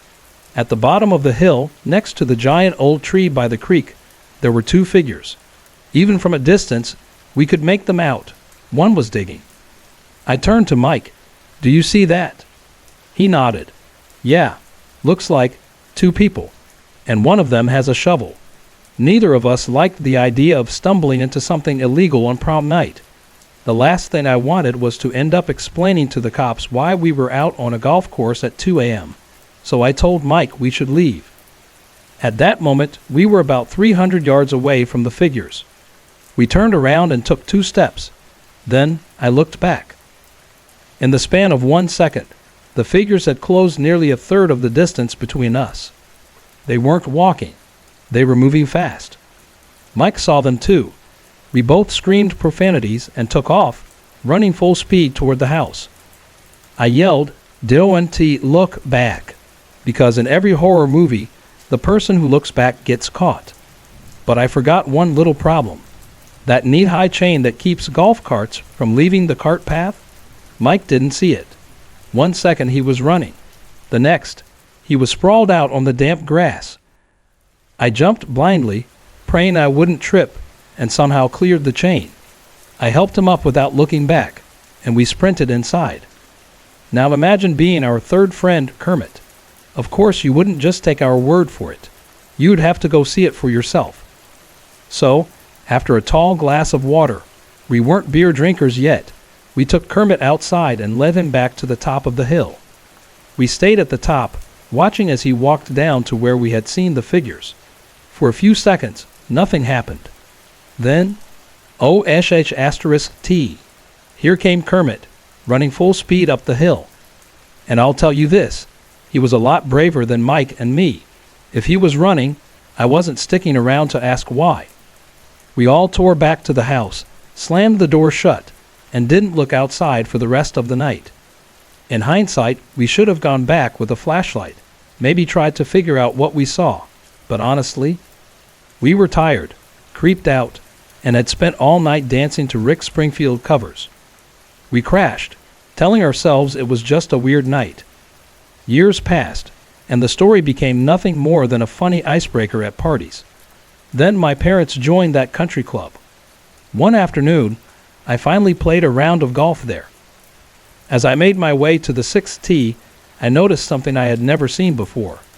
There were 2 headstones nearby, a farmer and his wife, buried about 300 yards from where we saw those shadowy figures. I don't know what we saw that night, but I know we weren't alone.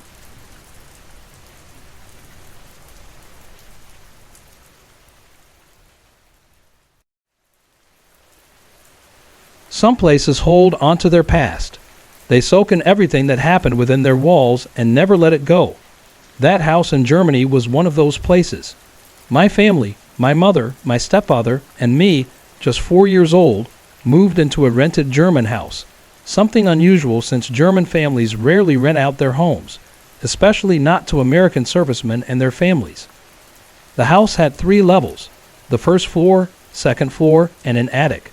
It came fully furnished, filled with antiques. The family who lived there before us had moved out after their 6-month-old baby died of crib death. That should have been our first warning. Upstairs, another family moved in, a woman named Cookie, her husband, and her 2 sons. I don't remember the father's name or face, but I remember the feeling of him. Something wasn't right. Not long after we moved in, my mother and Cookie went exploring. They ventured into the attic, rummaging through old dressers and trunks filled with forgotten belongings. In one ancient wooden dresser, they found something chilling, a drawer full of family photographs going back to the early 1900s, a family's entire history left behind.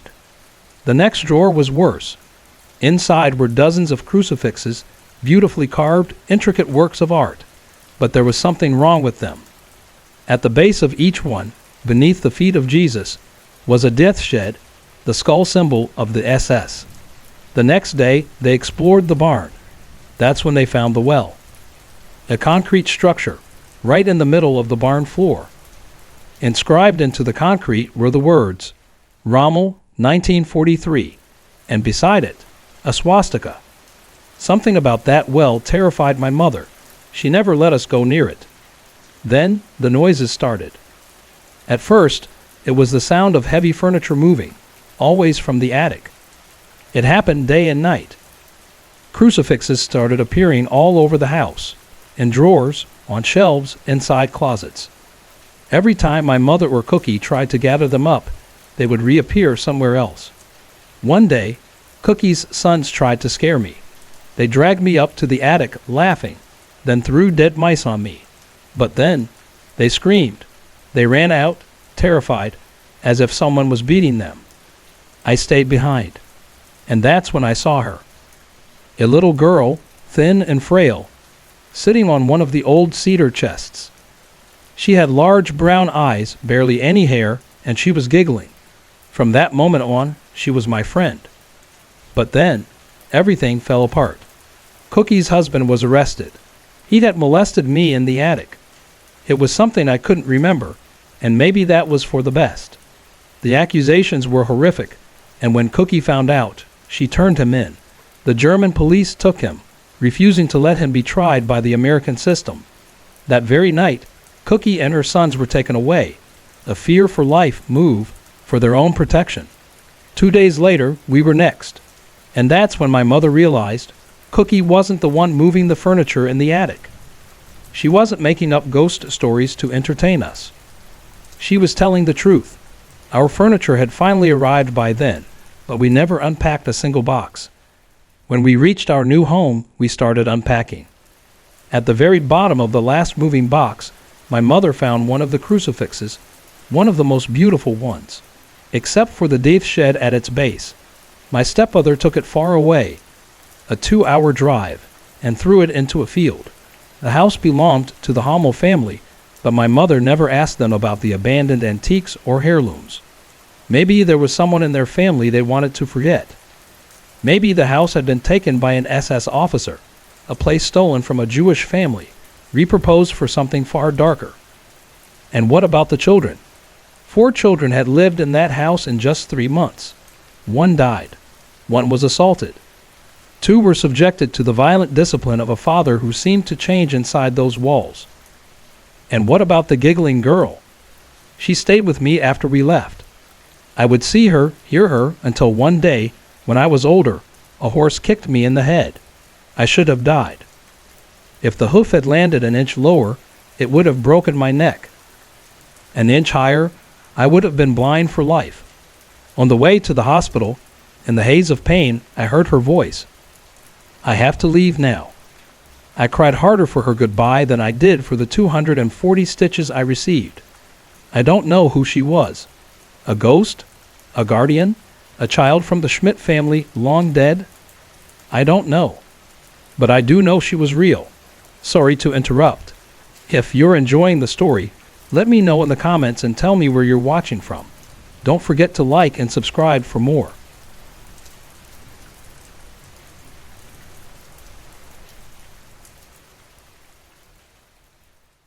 Some moments in life never leave you. They stay tucked away in your mind, resurfacing at unexpected times, leaving you wondering, was it real or was it just a dream? I was about 9 or 10 years old when it happened.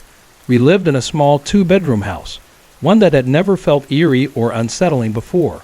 No one in my family had ever experienced anything strange there, which is why, to this day, I still wonder what the shadows meant. It had been a hard year for my family. My grandpa had passed away from cancer 2 years earlier. He wasn't always around when I was growing up, but during his final weeks, he made a point to be with us. He wanted to make up for lost time. When he finally passed, my sister and I cried for days. And then, just before that night, we lost my little cousin, only 4 years old, taken by cancer too. That night, after her funeral, I woke up to something I still can't explain. I shared a room with my grandma and my sister. Grandma slept in the middle, my sister against the wall, and I was on the outer edge of the bed, closest to the large sliding glass door that led to the backyard. The moonlight streamed through the glass, casting a glow across the room. And that's when I saw them. Shadows. Figures standing around our room motionless. They weren't like normal shadows. They were solid, like dark silhouettes frozen in place. I couldn't see faces or clothing, just shapes. By the glass door, there was a man.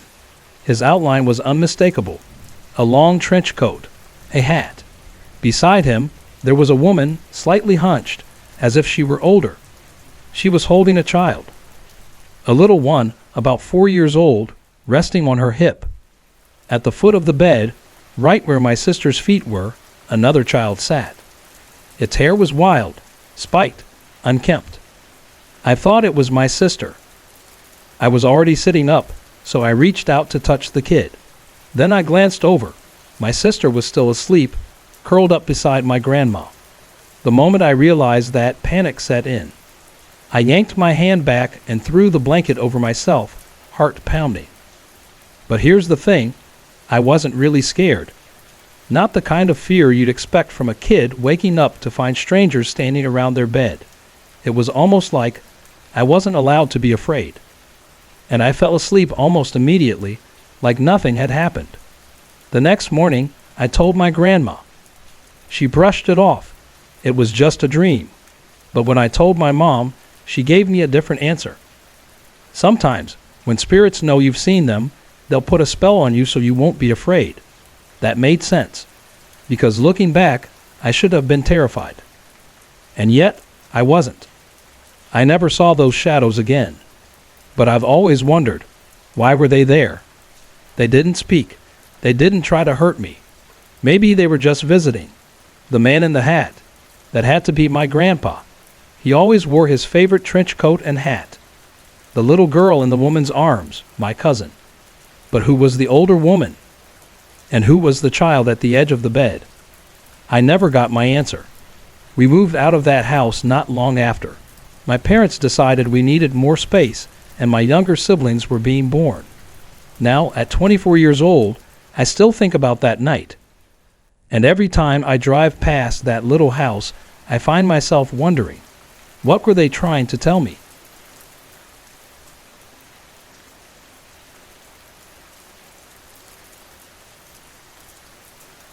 Some things in life can be explained. Others stay with you, defying logic, impossible to shake. This is one of those things. I served as an officer in the Navy, stationed aboard a cruiser. It was a normal night in port, nothing unusual, until I woke up. Not to a noise, not to movement, to a feeling. I opened my eyes and something was there. A face, or at least the outline of one, hovering right in front of me. Not fully formed, but not shapeless either. More of a nebulous figure, something I couldn't quite define. And then the sound. It wasn't loud or soft, just constant. Not quite a hum, not quite a whisper. The only way I can describe it is that low, steady transporter sound from the old Star Trek shows, but more muffled, more pressing. I tried to speak, but I couldn't hear my own voice. I tried to move, but my body wouldn't respond. I was trapped, frozen in place, staring at whatever was in front of me. It lasted about 10 to 15 seconds. Then it disappeared. The sound vanished. I could move again. I could speak again. My stateroom snapped back into focus like someone had flipped a switch. I reached up, touching the pipes above me, making sure I was awake. Was it a dream? It felt like one. But something about it didn't feel right. Later that night, I had the mid-watch on the quarterdeck, midnight to 4 a.m. Boring, except for the occasional drunk sailor stumbling back on board. It was just me, the petty officer of the watch, and the messenger. At some point, we started swapping ghost stories. And then, I thought about what had just happened in my stateroom. I told them about it. No conclusions, just the facts. That's when I noticed the petty officer's face. He'd gone pale. A year before I arrived on the ship, a young petty officer had died. He'd been working on a radar system, trying to bypass a safety interlock, a huge mistake. He was wearing a sound-powered phone set, which had a metal plate resting on his chest. He got too close to the fully energized klystron, a high-voltage component pulsing with enormous power. The electricity arced, jumping from the klystron straight to the metal plate on his chest. It killed him instantly. The spot where he died?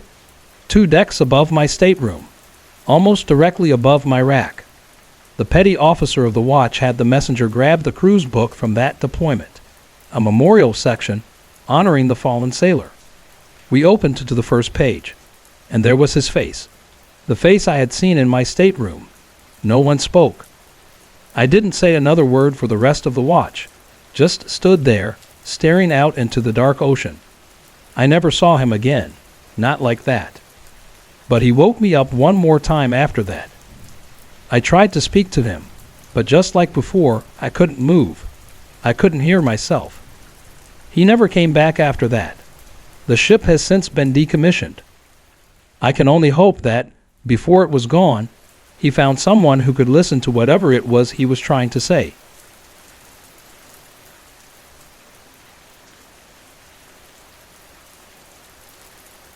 I live in El Monte, California, and for a long time now, strange things have been happening in my house, especially in my bedroom.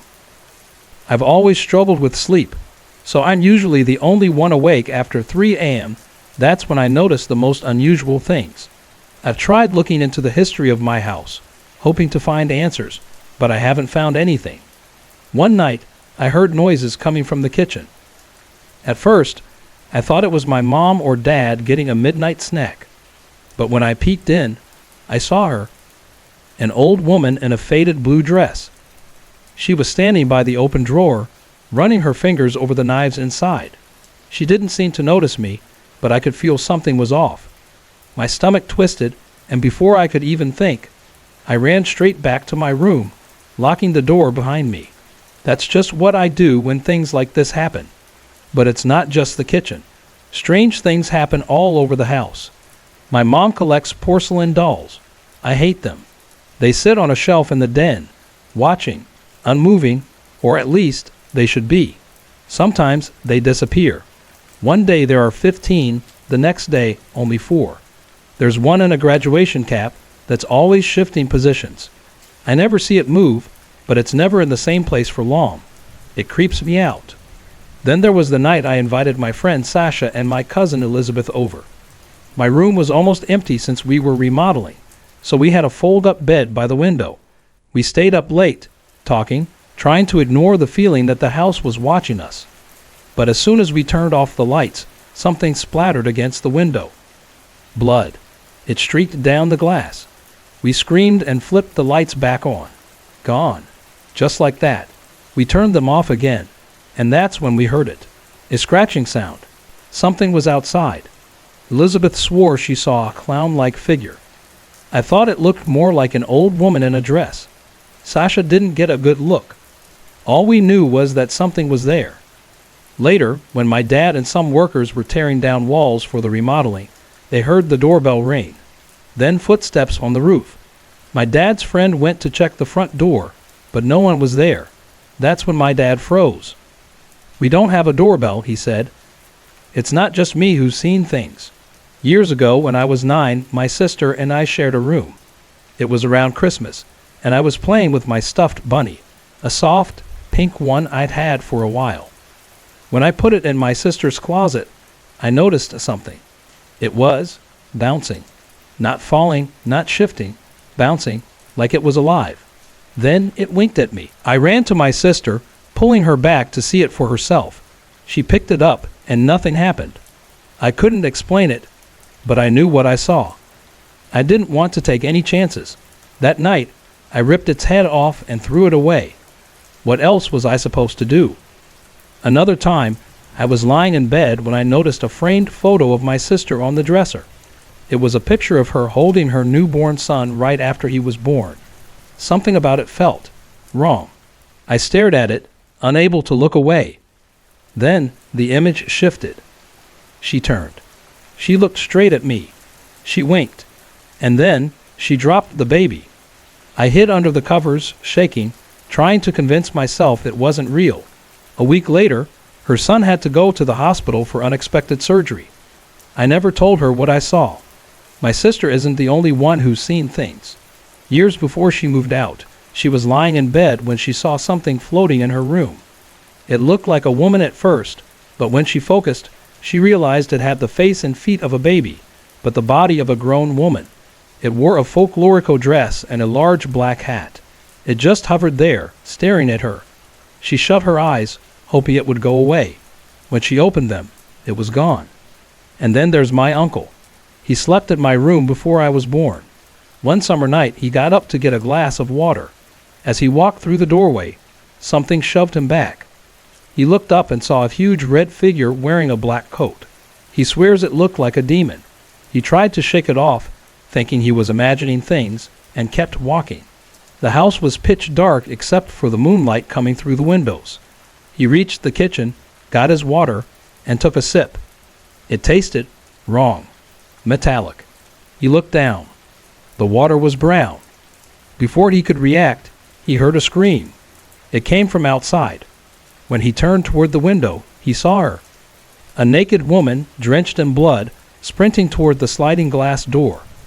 Before he could move, she slammed into it, leaving behind a bloody handprint. He blacked out. The next morning, my parents found him sitting in the middle of the floor, rocking back and forth, surrounded by cockroaches. He flicked them away, but they kept crawling back to him. He never spoke about that night again. I don't know what to do anymore. I can't leave this house. I don't have the power to. But I'm tired. I'm tired of the footsteps in the hall. Tired of the whispers that never stop. And most of all, I'm tired of feeling watched. What do you think? Have you ever experienced anything like this?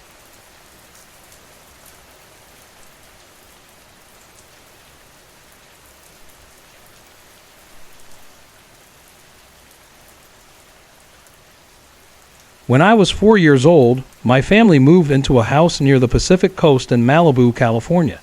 That's when everything started. At first, life felt normal. My sister and I shared a room, though she wasn't happy about it. Our room had large windows without curtains, making the night seem even darker. About 2 months after moving in, my first real scare happened.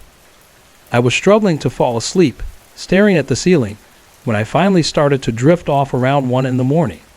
Just as I felt myself slipping into sleep, a harsh voice screamed my name directly into my ear. I snapped awake, my heart pounding. My eyes darted toward the doorway, where I saw it.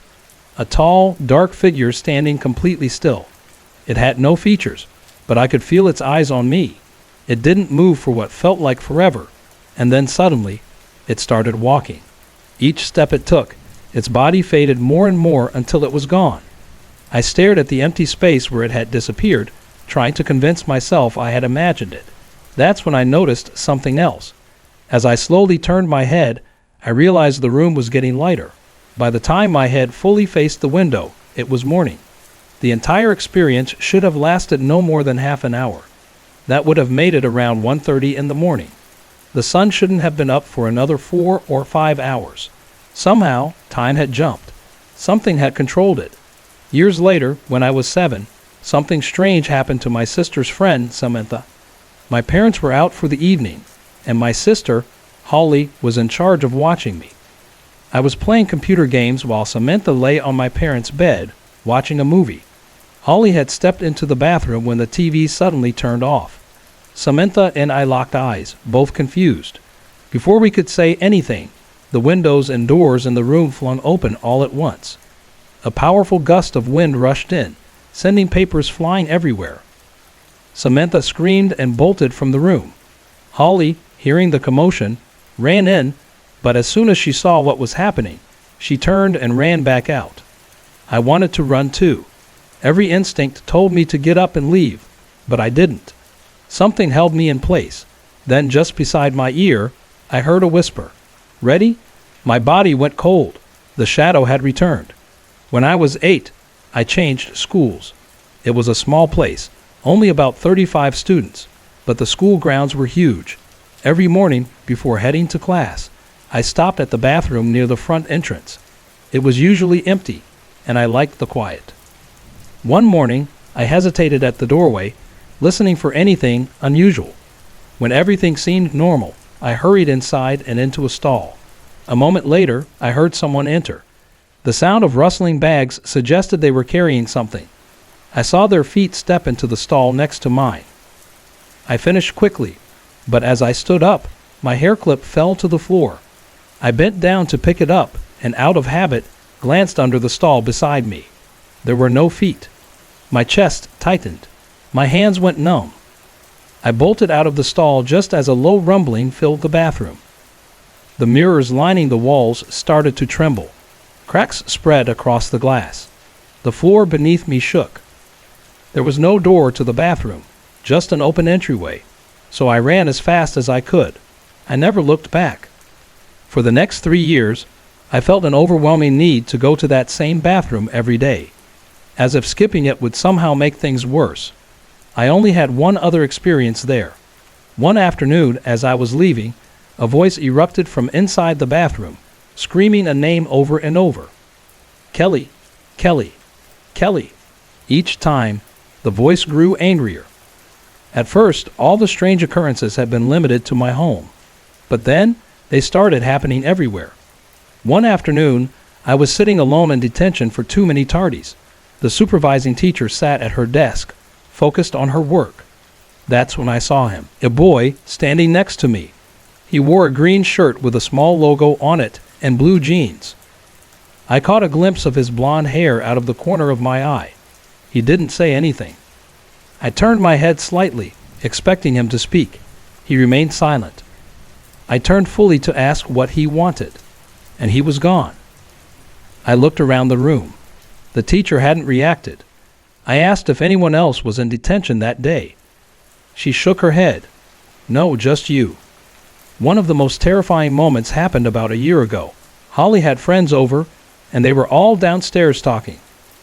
I could hear them from my room as I sat on my bed, scrolling through emails on my laptop. The lights flickered. Before I could even react, a loud crash came from the sliding door leading to my porch. The entire door began shaking violently, as if something was trying to force its way inside.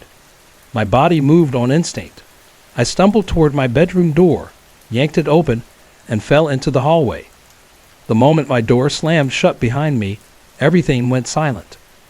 I ran downstairs, expecting to find everyone in a panic. Instead, Holly stood in the kitchen, casually waving goodbye to her friends. She hadn't heard a thing. None of them had. I was completely alone in this. As I stood there, trying to make sense of what had just happened, a figure appeared behind the kitchen counter. At first, it looked like a person, but then it began glowing, brightening until it became blindingly white. The light grew stronger and stronger until it burned my eyes. I tried to back away, but I tripped over a stool and hit the floor, frozen in terror. That night, I had a dream. I was an orphan, living in a foster home with my brother Connor. Our house sat near a lake in the woods. Next door was an old, abandoned house. I knew it was haunted. I warned my foster family to stay away from it, but they didn't listen. Nothing bad happened, so eventually, I stopped worrying. One evening, I was in the basement with my sister when we felt it, the presence of something evil. But instead of the air turning cold, it grew unbearably hot. We ran toward the stairs, desperate to escape, but they were gone. We screamed for help, but no one could hear us. My body felt weak. I knew I was dying. The last thing I heard was my sister crying out for me to save her, calling my name over and over. Kelly. The next morning, I knew I had to find answers. The only person who could have told me about the house was its previous owner, but I couldn't ask my parents. They wouldn't understand. I searched my mom's files and found the old house ownership papers. There was a phone number listed. I dialed it. Disconnected. I searched his name online and found an old newspaper article. My stomach dropped as I read it. The previous owner, Nick, had disappeared into the ocean while trying to retrieve his surfboard during a storm. After days of searching, he was presumed dead. But something didn't add up. My mother had told me that Nick was a professional surfer. He had won multiple competitions. He knew the ocean better than anyone. Would someone like that really make the mistake of chasing his board into open water during a storm? Or had something else pulled him in?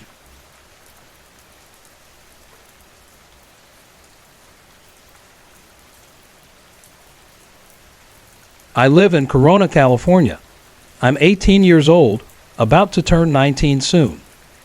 2 years ago, I became fascinated with the supernatural. I started watching horror movies, reading ghost stories, and following paranormal shows. It became a casual hobby, just something I enjoyed. But I never tried a Ouija board or attempted to contact anything. I've heard that even having an interest in the supernatural can be enough to invite something in, but I don't know if that's what caused the strange things happening in my home. It started around the beginning of my senior year of high school. There was nothing unusual going on in my life. No deaths. No tragic events. No illnesses. I was just focused on school, studying hard like any other student. The first incident happened at night. I woke up to the feeling of something rubbing my right arm. At first, I wasn't scared, just confused. When I looked over, I saw what I can only describe as an apparition of a hand gently stroking my arm. For about 5 seconds, I just stared at it. Then it vanished. I tried to convince myself that it had been a dream. That made sense, right? I had been asleep, and maybe it was just my imagination. In reality, I knew that if I had been fully awake, I would have been terrified. I had always felt safe at my house before this. No eerie bumps in the night, no whispers, nothing that had ever made me feel uncomfortable. My family had lived here for 7 years. The house was brand new when we moved in. No previous owners, no history attached to it. But after that dream, something changed. My room is at the end of a long hallway. When I walked toward it, I started to feel something grab my waist or hips, as if trying to push me forward, urging me to move faster. It felt like a human hand, fingers, a palm, but it had no temperature. It wasn't warm or cold. The first time it happened, I was so scared my legs nearly gave out. I had to sit down because my body was shaking. Then it happened again, and again. It always grabbed me in the same way, always in the hallway. It never hurt me, but it never felt right either. I started leaving the lights on, refusing to walk that hallway in the dark. The feeling of something touching me was too much. It still happens. I have only seen it once, but I can always feel it. Most of the time, it stays in the hallway.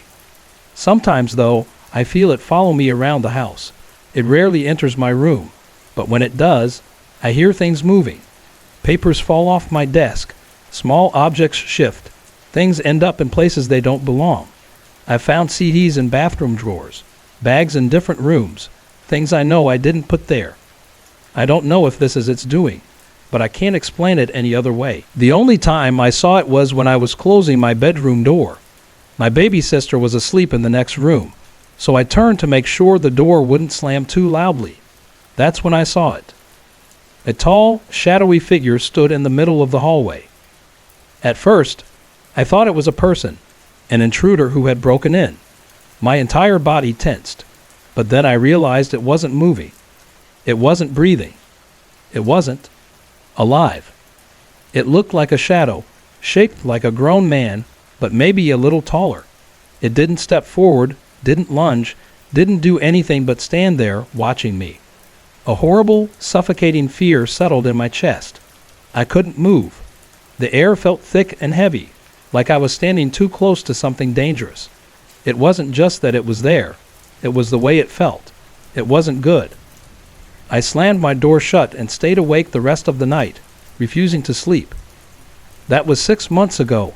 It hasn't left. The activity comes and goes. Sometimes days will pass without anything happening, and then suddenly, it starts again. It always focuses on me. I don't think the rest of my family even notices it. I live with my parents and 3 siblings. None of them have mentioned anything strange, though my baby sister's room is right next to the hallway where it lingers. She's too young to tell me if she's seen anything. It rarely shows itself, but it always touches me. It grabs my waist, my shoulders, never aggressively, never harming me, just touching. And that scares me more than anything. I've never told my parents. They're Christians, strict in their beliefs. To them, ghosts don't exist, only demons. And demons, they believe, cannot approach a Christian. If I told them, they wouldn't believe me. Or worse, they would see me as the problem. I believe in God. I pray, but it hasn't stopped. And I don't know what to do. Hey everyone, I put a lot of effort and heart into creating these videos just for you. If you're enjoying the content, I'd love to hear from you. Drop a quick comment below and let me know where you're watching from and what time it is for you right now. Your support means the world to me, and it keeps me motivated to bring more awesome videos your way. Don't feel pressured though, only if you're genuinely enjoying the content. Thanks for being here, and I appreciate each and every one of you.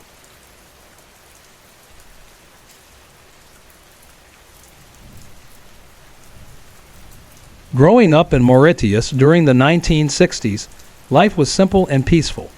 The nights were calm, and families enjoyed evenings out, watching movies, strolling through town, and enjoying local treats like hot pautu, a rice cake. I loved going to the movies and often visited theaters in my hometown or in Port Louis, the capital. But some nights, I had experiences I couldn't forget. One Saturday night, a friend and I went to see a movie in Port Louis. Afterward, we wandered around the town, stopping for some hot pautu. It was almost midnight, and we sat on a bench, enjoying our snack and chatting away. That's when we heard the click-clack of high heels on the pavement. We looked up and saw a stunningly beautiful woman walking toward us. She was dressed elegantly, and the way she moved felt almost inviting. As she passed by, she gave us a small smile, then turned around to look at us again. Young and curious, we decided to follow her. She walked toward Lubout, a quiet, uphill area near the market. The streets grew darker as we left the well-lit parts of the town. She turned into a gateway, glancing back at us with that same mysterious smile. We followed, thinking she might be leading us to her home. But as soon as we stepped through the gateway, we realized we were at the entrance of a cemetery. Her footsteps faded into silence, and she was gone. Fear surged through us, and we ran back to town, hearts pounding. We didn't stop until we found a ride home.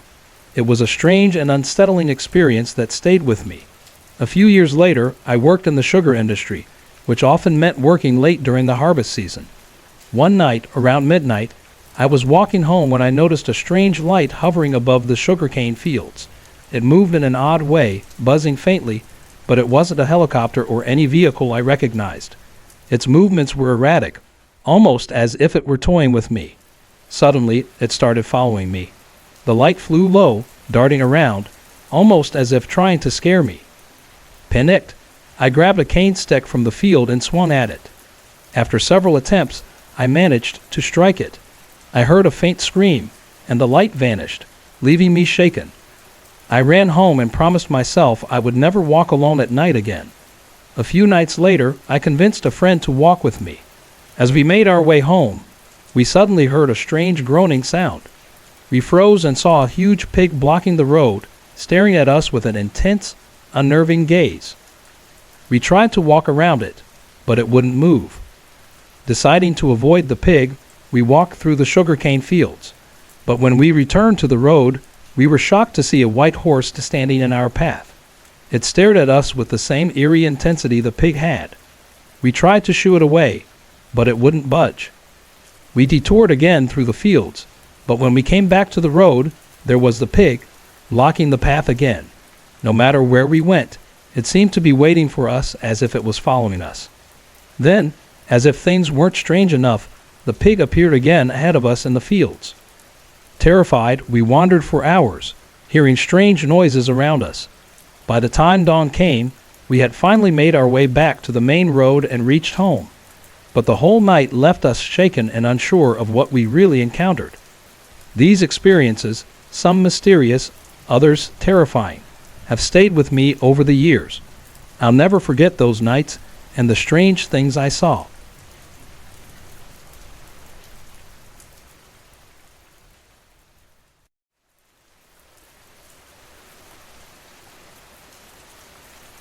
My name is Robert, and I was born in a house with a history, one that I still can't fully explain. When my parents bought the house, it was in pretty bad shape. They found it at a surprisingly low price for such a large, semi-detached property. It had been abandoned for some time, and the neighborhood was growing, but the house had just been left to decay. It was strange that such a good house had been left in this condition, especially in a suburban area of Merseyside. The house wasn't easy to fix. My parents worked hard, with little help from others. Contractors wouldn't go near it, delivery men refused to cross the threshold, and some family members even avoided it. It was as if the house had an unsettling energy. Strangely, the house was fully furnished. Nothing had been taken or disturbed, but the furniture had been soaked by the rain and weather that got through the broken windows and roof. I don't know how my parents stayed, but they did. They told me that sometimes, when they worked in the house, they'd feel the air turn cold for no reason, and strange things would happen. Tools like screwdrivers and pliers would just vanish. It was almost like the house was alive. One chest of drawers was so stuck shut that they had to break it apart with a hammer and crowbar. When they did, they found all the missing items, including a still warm window cloth that my mother had lost just moments before. When I was born, the house became a little more alive, or so it seemed. They had installed a baby monitor in my room, and shortly after my birth, odd things began happening. There were sounds of heavy footsteps upstairs and an odd smell of burning candles, though my mom never used candles. The air grew cold again, and my parents began hearing a soft voice, an elderly woman's voice, singing Rock of Ages. My dad told me that the voice would freeze him in place, but my mom was always curious. She'd run up the stairs, hoping to catch a glimpse of our ghost, but it always stopped when she reached the stairs. It became a regular thing, and my mom even asked neighbors if their TVs or radios might be the cause, but no one could explain it. Over time, they just got used to it, and the feeling of dread that once hung over the house seemed to fade. Visitors, though, still found the place unsettling. My grandmother, though, was the biggest skeptic. She didn't believe any of the stories about the house. That was until Christmas, when she stayed over. I was still a baby, and my mom's two mothers were visiting for the holiday. I had been moved out of my nursery room to make space for them, but I refused to sleep in the smaller box room. I was only 3, but I was adamant that it wasn't my room. It belonged to the lady, and I wouldn't sleep there for anything. So my grandmother stayed in the box room instead. One night, as she was getting undressed, she saw an elderly woman standing in the room. The woman looked at my grandmother and said, "Hello, Amy love, I haven't seen you in such a long time." My grandmother ran out of the room terrified. She later learned that the woman was the previous owner of the house, a woman my grandmother had known in the past, who had died in the house under tragic circumstances. A year later, my little sister was born, and the strange noises picked up again. Footsteps, clicks on the baby monitor, but this time, no singing. Things calmed down, but it always felt like the ghost was still there, just in the background. As I grew older and entered junior school, I almost stopped noticing the weird noises. There was one time, though, when I was eating breakfast and I watched a glass vase move across a windowsill and then fall to the floor, all on its own. It wasn't until I was a teenager that I truly saw the lady. I was in my room in the attic, which had been newly converted. The attic hadn't been part of the original house, so it was strange to think that the ghost would be in that part of the house. One night, I was in bed, barely awake, when I heard the unmistakable sound of feet shuffling across the carpet. The sound came from the entrance to the room. I wasn't terrified, but I did peek out from under my covers. I saw a woman in a dressing gown slowly moving into the room. She was old, and she seemed real. So real, in fact, that I couldn't believe my eyes. I didn't sleep that night, but I never mentioned it to anyone. Years later, I found out that my dad had seen the lady, too. He was lying on the couch in the back room, facing a built-in cupboard. He was relaxed, just staring into space, when he saw a frizzled-haired old woman walk out of the cupboard doors and through the end of the sofa. She was as solid as anyone, and my dad described her perfectly. He later told our neighbors about it, and they were shocked. It was the exact description of the previous owner of the house. As time went on, the noises stopped, the candle smell faded, and the house became just another home. That is, until I was in my early 20s. I was at my new house, which was completely free of anything strange. I had a group of friends over one evening, and we got into ghost stories. To my surprise, everyone began agreeing that the worst place they had ever been was my mother's house, specifically the stairs. None of them could explain why, but they all had the same gut feeling. Something was hiding there, something they didn't want to be a part of. The first landing, where the stairs met, became a place people avoided. They would look, but only because it felt like they had to. Then, a few years later, my little sister had a baby, and the strange noises returned. Footsteps, and something we hadn't noticed before, clicks on the baby monitor, always at the same times -10 after 8, and again after 11. The baby would wake each time, and we thought nothing of it until one evening, when we had a sitter, a woman named Jenny, look after the baby while we went to a party. Jenny didn't know the stories about the house, so when she heard the click on the baby monitor, followed by a woman's voice saying, come on, Lucy, love," she was terrified. We never heard the voice again, but the clicks continued for over a year. It wasn't until much later, when my mom told me about a scandal involving the house's previous owner, that I began to piece things together. The woman who had died in the house had a son who left the country quickly, and not long after she hung herself. I think I know where.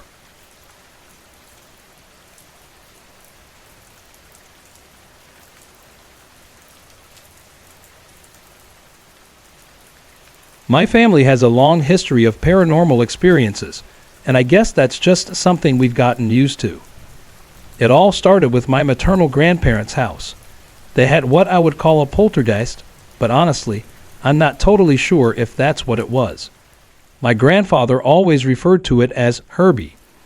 All Herbie ever did was knock on the walls and doors, but it happened often enough that it made the place feel unsettling.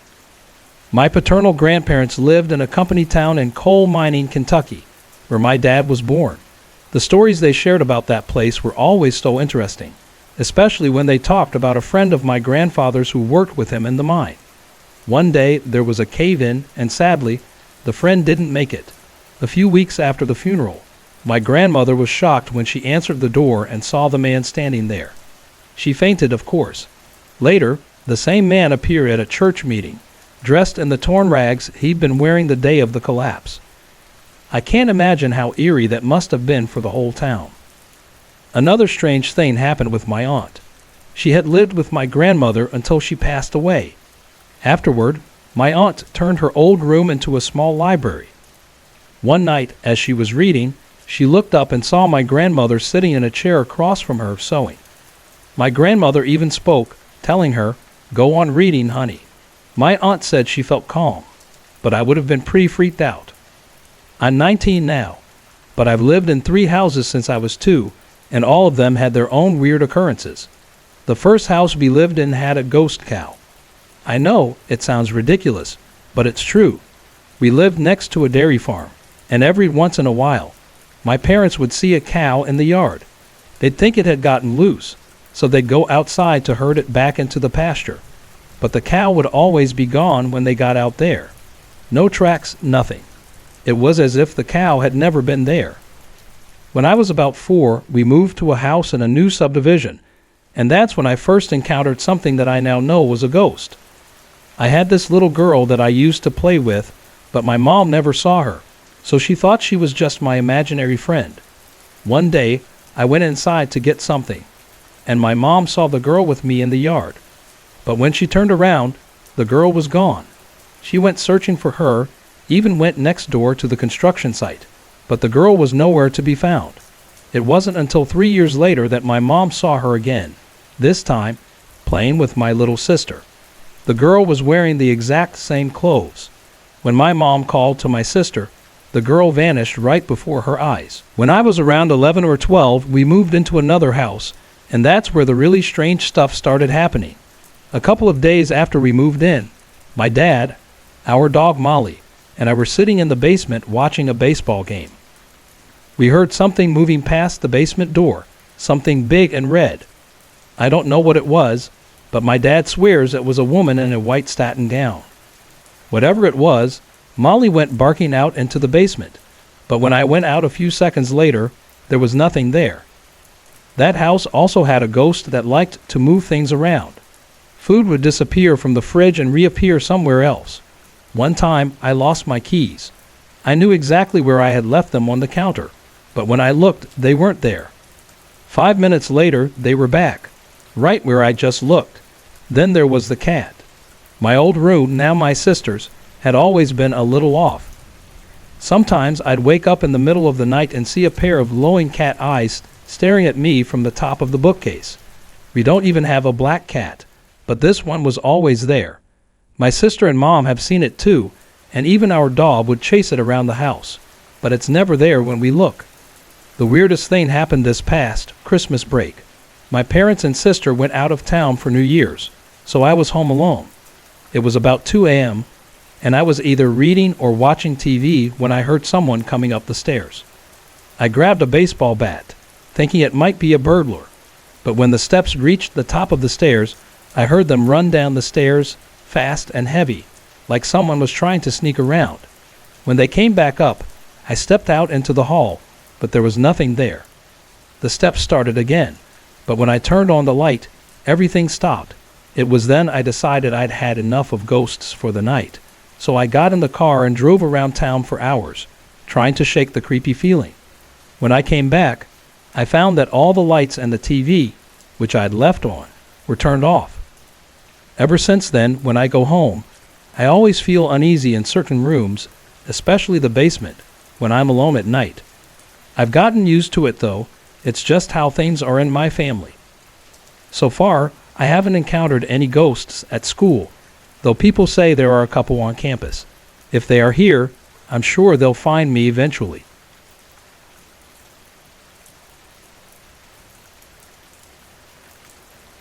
When I was in college, I lived in an old house that had been turned into apartments. The upstairs and downstairs were two separate living spaces. Strange things happened there, things I never really wanted to think about, except when I was alone at home. Doors would swing open, even though there was no wind and no one around.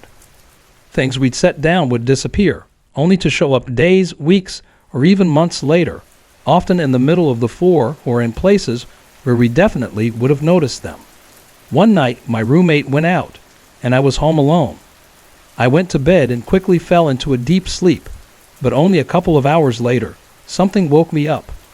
There were 3 loud thuds, so hard that I felt the wall shake, followed by the sound of glass breaking. After a brief silence, it happened again. 3 thuds, then more glass shattering. I was terrified. I thought someone was breaking in. But then everything went quiet. I stayed there, frozen, for over an hour, just waiting for my roommate to come back. The house was old, and the floorboards were in such bad shape that I would have definitely heard anyone walking around. But there was nothing. No footsteps, no sounds at all. I stayed still, straining to listen. Eventually, I heard the door open, and my roommate came inside. I listened as she walked into her room and then back out again. I slowly crept into the kitchen, which was between our rooms, and when she saw me, she must have noticed how pale I looked. She looked at me, wide-eyed, and asked, "What happened to my room?" I broke down and started crying. She hugged me, and I told her everything, the thuds, the glass breaking, and how I had waited for her to come home, too scared to move. She told me to follow her, so I did, and we went to her room. There were 3 pictures hanging on the wall next to each other, but one of them had flown across the room, hit the wall, bounced down, and ended up face up on the floor. The second picture had fallen straight down, so hard that the nail was bent deep into the wall. The last picture had flown out to the right, landing in her suitcase, with the hard outside of it actually being cut by the frame. The picture was resting awkwardly on top. We searched the house, checking everything. The door was locked when she came home, and nothing had broken or touched it. The windows were all closed and locked, and the plastic covering the deck was still stapled from the inside, untouched. We couldn't explain it. After that night, I refused to stay in the apartment alone. I made sure someone was with me, or I'd stay somewhere else if there was any chance I might be by myself. My roommate and I began digging into the history of the house, trying to figure out what had happened. We spoke to as many people as we could, and eventually, she found out that before it was turned into apartments, the building had been a butcher shop. I don't know if it's connected to what we experienced, and honestly, I'm not sure I want to know, but I'll never forget that night.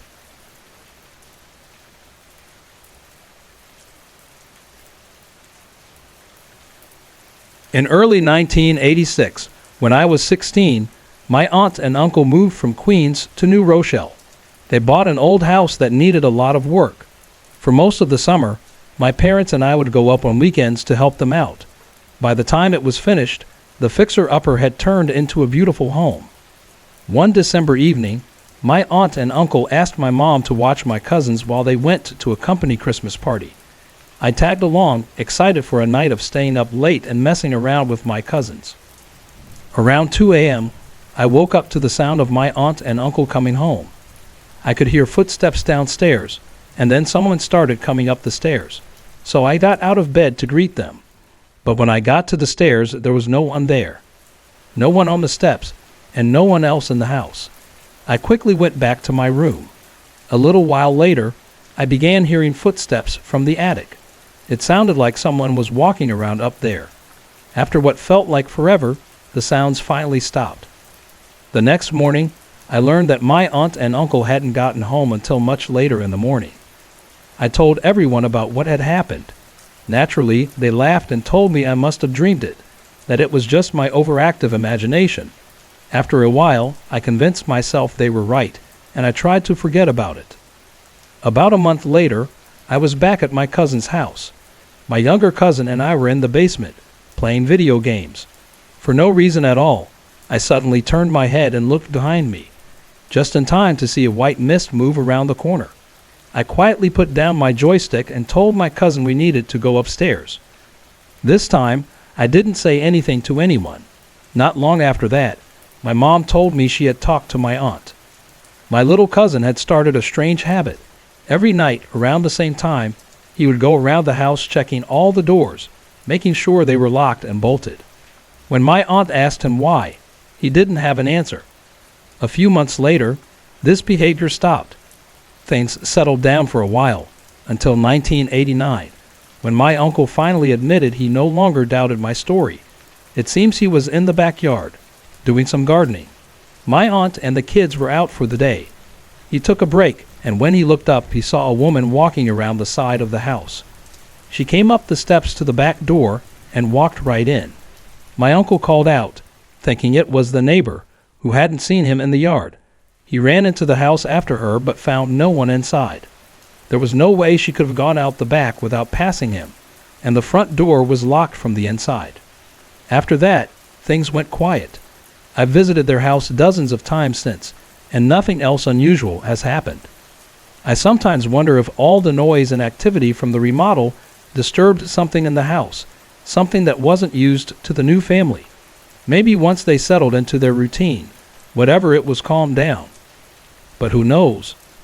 I'm still curious about what might happen if they decide to remodel the kitchen.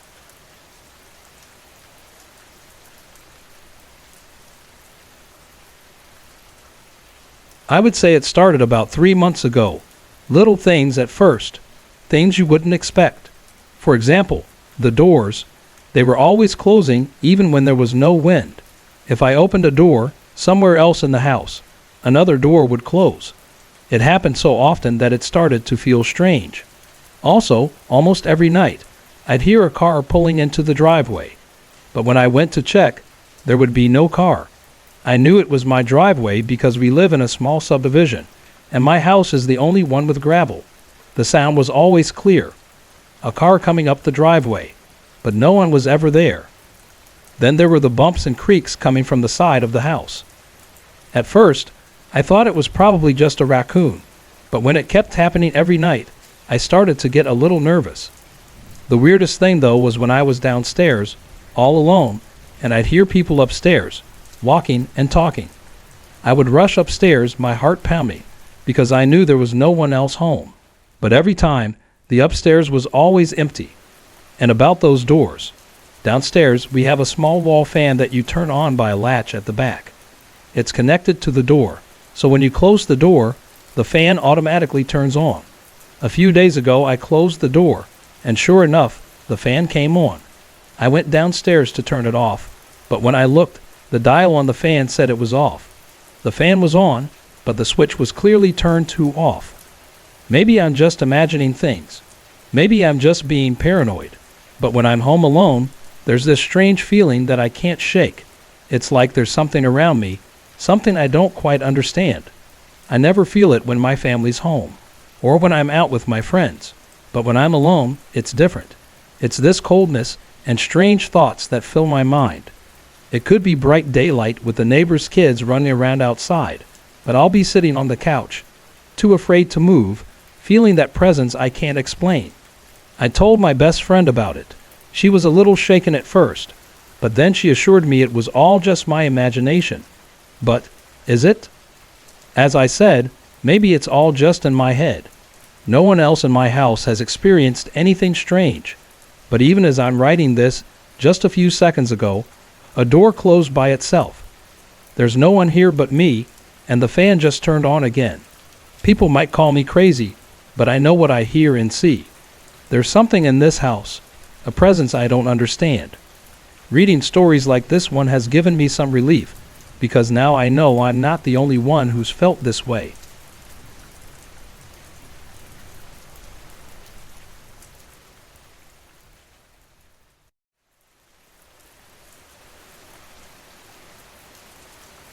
Ever since I was a little girl, I've had experiences with the unexplained.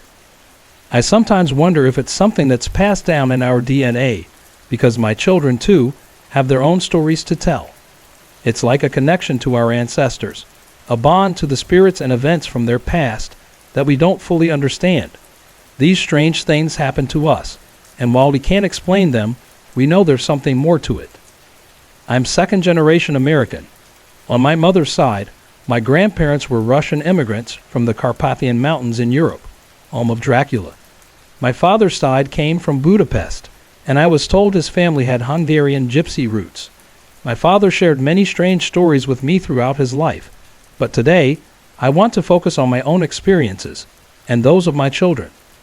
I've lived in many cities, and it feels like these strange events follow me. I wonder if our spirits have some sort of connection that leads us to certain places, even if we don't consciously choose them. It's something I've yet to figure out. My most recent story takes place in Las Vegas, where I now live. I bought a house that was about 35 years old by Las Vegas standards. When I went house hunting, I walked up to this one and told the realtor, without even going inside, that this was the house I wanted. It was a little out of my price range, but I was a single parent with 2 kids, so I didn't have a lot of extra money. I didn't even have the earnest money deposit, but somehow, during escrow, I hoped it wouldn't be found out. Every night, I prayed that I could get this house. I don't know why, but something about it just called to me. One night, as I lay in bed, on my stomach, I heard a soft whisper right behind my head. A man's voice, comforting, said, "You shall have your house." The next morning, I received the call from my realtor that my loan had been approved. We moved into the house, and that's when things started to get strange. On the first day, the air conditioning went out. The next day, the refrigerator stopped working. I had the repairs made, but there was one thing I couldn't fix: the master bedroom. No matter what I did, it was always freezing in there, sometimes too cold to sleep. I called several heating and air conditioning companies, but they all told me there was nothing wrong with the unit or the vents. Strangely, every time someone came to check, the room's temperature would be normal. Eventually, I just learned to live with it. Then, one day, while walking towards my bedroom, I was yelling at my kids. Just before I entered the room, my voice echoed like I was in a large hall. I took a few steps back, and the sound was normal again. I stepped into the room, and it sounded normal too. But right there, in that one small spot, my voice had resonated in a way I couldn't explain. Over the next few days, things got even stranger. Every night, around midnight, just as I'd fall asleep, my dogs would start barking as if to alert me to someone outside. They slept with me on the bed, so I would check to see what was going on. But every time, I found nothing. My kids were asleep, so what could it be? One night, I decided to stay awake and figure out what was causing the barking. I lay in bed, pretending to sleep, and glanced at the clock. It was just before midnight, and sure enough, right on cue, one of my dogs, Roxy, who had been lying at the foot of my bed, jumped up and started barking toward the doorway.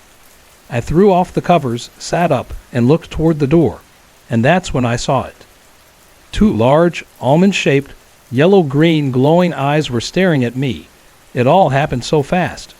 I must have startled whatever it was, because the eyes quickly backed away, moving so quickly that they seemed to streak away like a shooting star, leaving behind a trail of light. I turned on the light, jumped out of bed, and checked on my kids. They were still asleep, unaware of what had just happened. The next morning, my daughter told me something even more unsettling. A few nights before, she had walked past her brother's bedroom and saw him, still in his sleeping position, floating upside down, suspended by his head, with his blanket and pillow in the air. She didn't tell me at the time because she thought I wouldn't believe her. The strangest part came the next day. When I stood in that same spot in the threshold of my bedroom and spoke aloud, my voice no longer echoed. That strange resonating sound was gone. Both my kids have seen unexplained things. We used to live in Portland, Oregon, in a house that was built on land with a very unsettling history.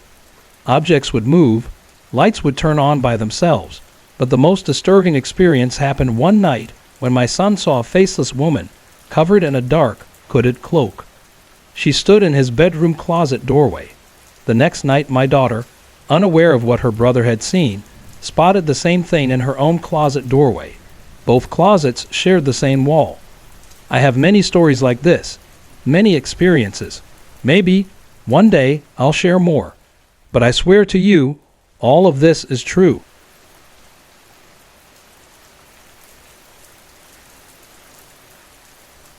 I've always kept an open mind about ghosts, though I never had any real experiences, apart from one odd moment in the Sussex countryside, where I saw a figure dressed in old 17th century farm clothing. That was the only thing I couldn't explain, until a few years ago. I was living in a shared house with a colleague who's now a good friend. She had recently gone through a divorce, and after her husband moved out, I moved in with her. The deal was that I would babysit her son while she worked on rebuilding her social life. It worked out well because I'd been going through a rough time myself. I had 2 rooms at the back of the house for myself. Her ex-husband passed away a few months after I moved in. It was a difficult time for her, but there wasn't anything strange going on, at least not until about a year later. One night, I had been out for a while and came back to watch late-night TV. I'm an insomniac, so sometimes I end up staying up really late. I finally went to bed around 2:00 a.m., but I couldn't sleep. I started to feel more and more nervous as the night went on. It was freezing cold, and my landlady had an amazing knack for cranking the central heating, so I was shivering. But it wasn't just the cold that was bothering me. It was this deep, overwhelming fear. I've had a lot of close calls in my life, but I've never felt terror like this before. The worst part was the sense of pure hatred. Whatever it was, it felt like it was in the corner of the room, near the window and a built-in wardrobe. I couldn't see anything, but I could feel it. The room itself grew colder, and that feeling of loathing only got stronger. It wanted me out, and it didn't care how. I was so scared I couldn't even scream. It felt like something heavy was pressing down on me, making it hard to breathe. I have no idea how long this went on. But eventually, the tension in the room started to fade. The coldness lifted, and with it, that sense of dread slowly disappeared. The room warmed up, and I eventually felt okay again, but I didn't stay in there the rest of the night. A couple of months later, my landlady was back to her old self and wanted the room back. I didn't argue, and I didn't tell her about that night. I had my own thoughts, but I figured it was better to keep them to myself. On a happier note, I now live in a quiet little cul-de-sac by the River Thames. It's a well-lit area, so I don't mind walking down the center of the road even at night. One evening, I was out for a stroll on a breezy summer night when I suddenly smelled a cigar. It was such a pleasant smell that I stopped and breathed it in deeply. You know how sometimes you get a strange feeling that something isn't quite right?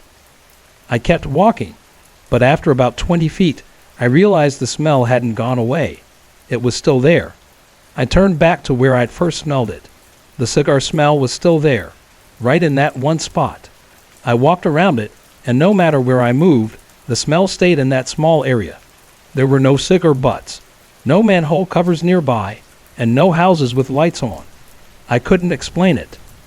I walked away and came back, still there. But the next morning, when I went to work, the smell was gone. It didn't come back after that either. It was such a warm, friendly smell that I couldn't help but smile when I breathed it in. It didn't feel scary at all, just comforting, almost like a sign of someone nearby. I hope you find these stories interesting. They've definitely made for some memorable evenings on my end.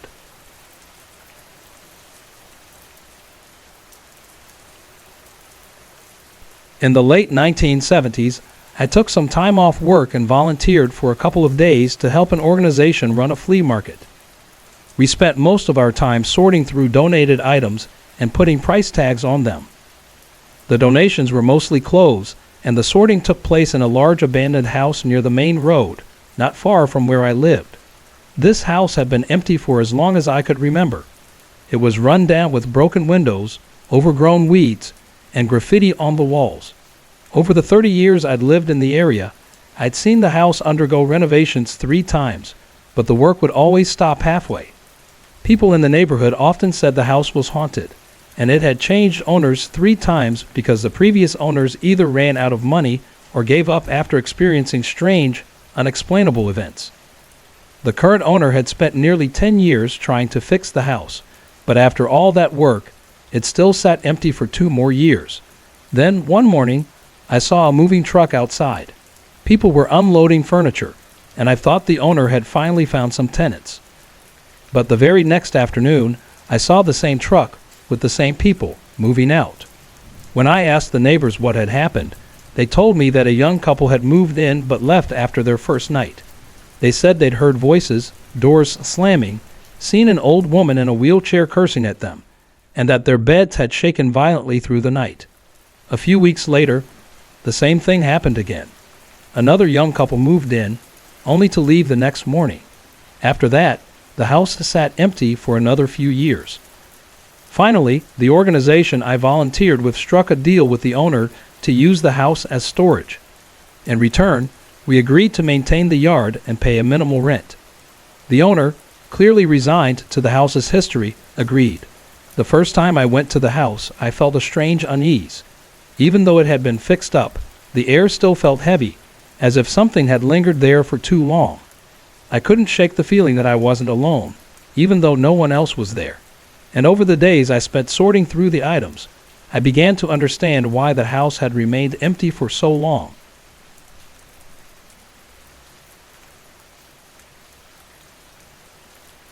It was a quiet evening, and I couldn't shake the feeling that something was off. The place felt heavy, as though someone was watching me. Maybe it was just in my head, I thought, but the feeling wouldn't go away. I had been working for about 6 hours. From 5 p.m. to 11 p.m., the building had been full of people at first, but one by one, they started to leave. By 10:30, there were only 7 of us left. The unease I felt grew stronger, especially in certain parts of the house. It just didn't feel right. And then, I started hearing voices. At first, I thought I was imagining it, but when I asked the others, they just shrugged it off, saying it was probably the neighbors. Still, I wasn't convinced. I could hear footsteps upstairs too, but no one else seemed to notice. Most of my coworkers were skeptical, brushing off my concerns like they were nothing. The next day, I came back at the same time. There were fewer people, but the air felt the same, heavy, almost like I wasn't alone. While we worked, we suddenly heard the sound of metal coins hitting the floor like someone had dropped a container. We all went to check, but nothing had moved. Later, I had folded and stacked some clothes neatly. When I returned, I found them on the floor, along with some that had been hanging on a rack. I knew that wasn't normal, but again, the others just ignored it. By 11 p.m., only 4 of us remained. That's when things really started to get strange. We heard voices upstairs like someone was having a conversation. Then came the sounds of toilets flushing, footsteps, and something dragging across the floor. We went up to check, but there was nothing there. It was clear something was wrong, but the others just acted like it was nothing. Maybe they'd been told to ignore it, I thought. As we were finishing up, we heard something fall down the stairs. We rushed to check, but once again, there was nothing. Then came the sound of furniture being dragged across the floor. That was enough for us. We quickly packed up, deciding it was time to leave. When we went to close the garage door, our group leader couldn't find the key. And then, out of nowhere, the door slammed shut on its own. We heard a loud crash, like pots and pans falling, coming from inside. When we opened the door again, everything was perfectly in place. We locked the garage and left without saying another word. I never went back after that night, but the organization continued using the house for another 2 months. They made sure there were always at least 4 people there at all times. No one stayed alone. Sorry to interrupt. If you're enjoying the story, let me know in the comments and tell me where you're watching from. Don't forget to like and subscribe for more.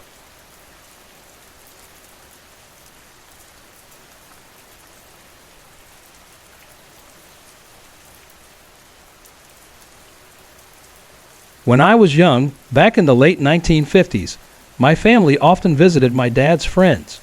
My mom didn't enjoy these trips much. My dad would drink heavily, and his behavior was unpredictable. The worst part was always the drive back. He was so drunk that we narrowly avoided accidents many times. It always felt like a miracle when we made it home safely. One day, we were invited to a barbecue at one of his friends' houses. It wasn't just a simple dinner, but more of a party with lots of people, including kids my age. When we arrived, I immediately felt uneasy, like we weren't completely welcome, even though my dad's friends were friendly and nice. There was something about the house that gave me a strange feeling.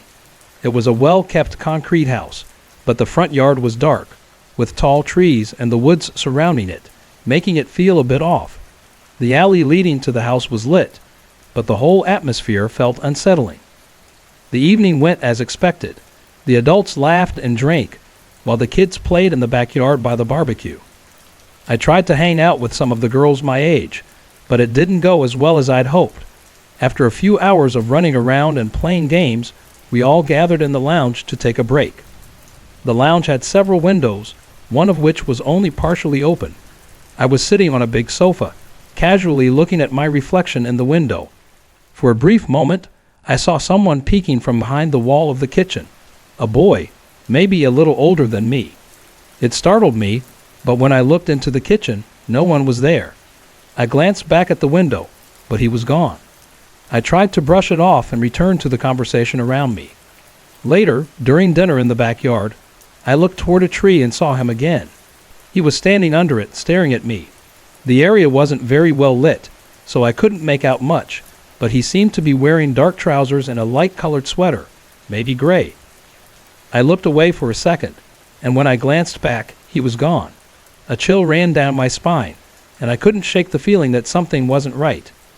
After dinner, I went to use the bathroom, which was at the end of a dimly lit corridor. Just as I was about to step inside, I froze. There, at the other end of the hallway, stood the boy. This time, I could see his face clearly. His eyes were empty, lifeless, and his expression was blank, like he wasn't really there. I was paralyzed with fear. I didn't know whether to go into the bathroom and lock the door or turn and run.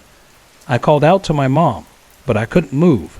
Just then, an adult walked into the hallway, blocking my view of the boy. The man asked if I was okay, and I took the chance to bolt toward my mom. I didn't tell her about the boy that night. I didn't want to seem silly in front of the adults or other kids. I stayed close to my mom for the rest of the evening, pretending to be tired. When it was time to leave, we walked out to the car. My dad, as usual, was drunk and fumbling with the keys. I stood by the back door of our Austin A30, which we affectionately called the Frog. Just as I got in and was about to shut the door, I saw him again, the boy, standing outside, staring directly at me with that same blank expression. My heart raced, and I let out a quiet scream. "What's wrong?" my mom asked. "There's something here," I stammered, pointing. She looked in the direction I was pointing, but the boy was gone. I quickly slammed the door shut, shaking. My dad mumbled incoherently as he finally got the car started. The drive home felt even more nerve-wracking than usual. When we finally got home, I told my mom everything, how the boy looked, where I'd seen him, and how he made me feel. She listened quietly and didn't dismiss my story. Later, when I was older, I found out that my mom had her own experiences with strange things and had always believed me when I spoke about such encounters. For 2 weeks after that night, I couldn't sleep properly. I kept thinking I might see the boy again. Thankfully, I never did.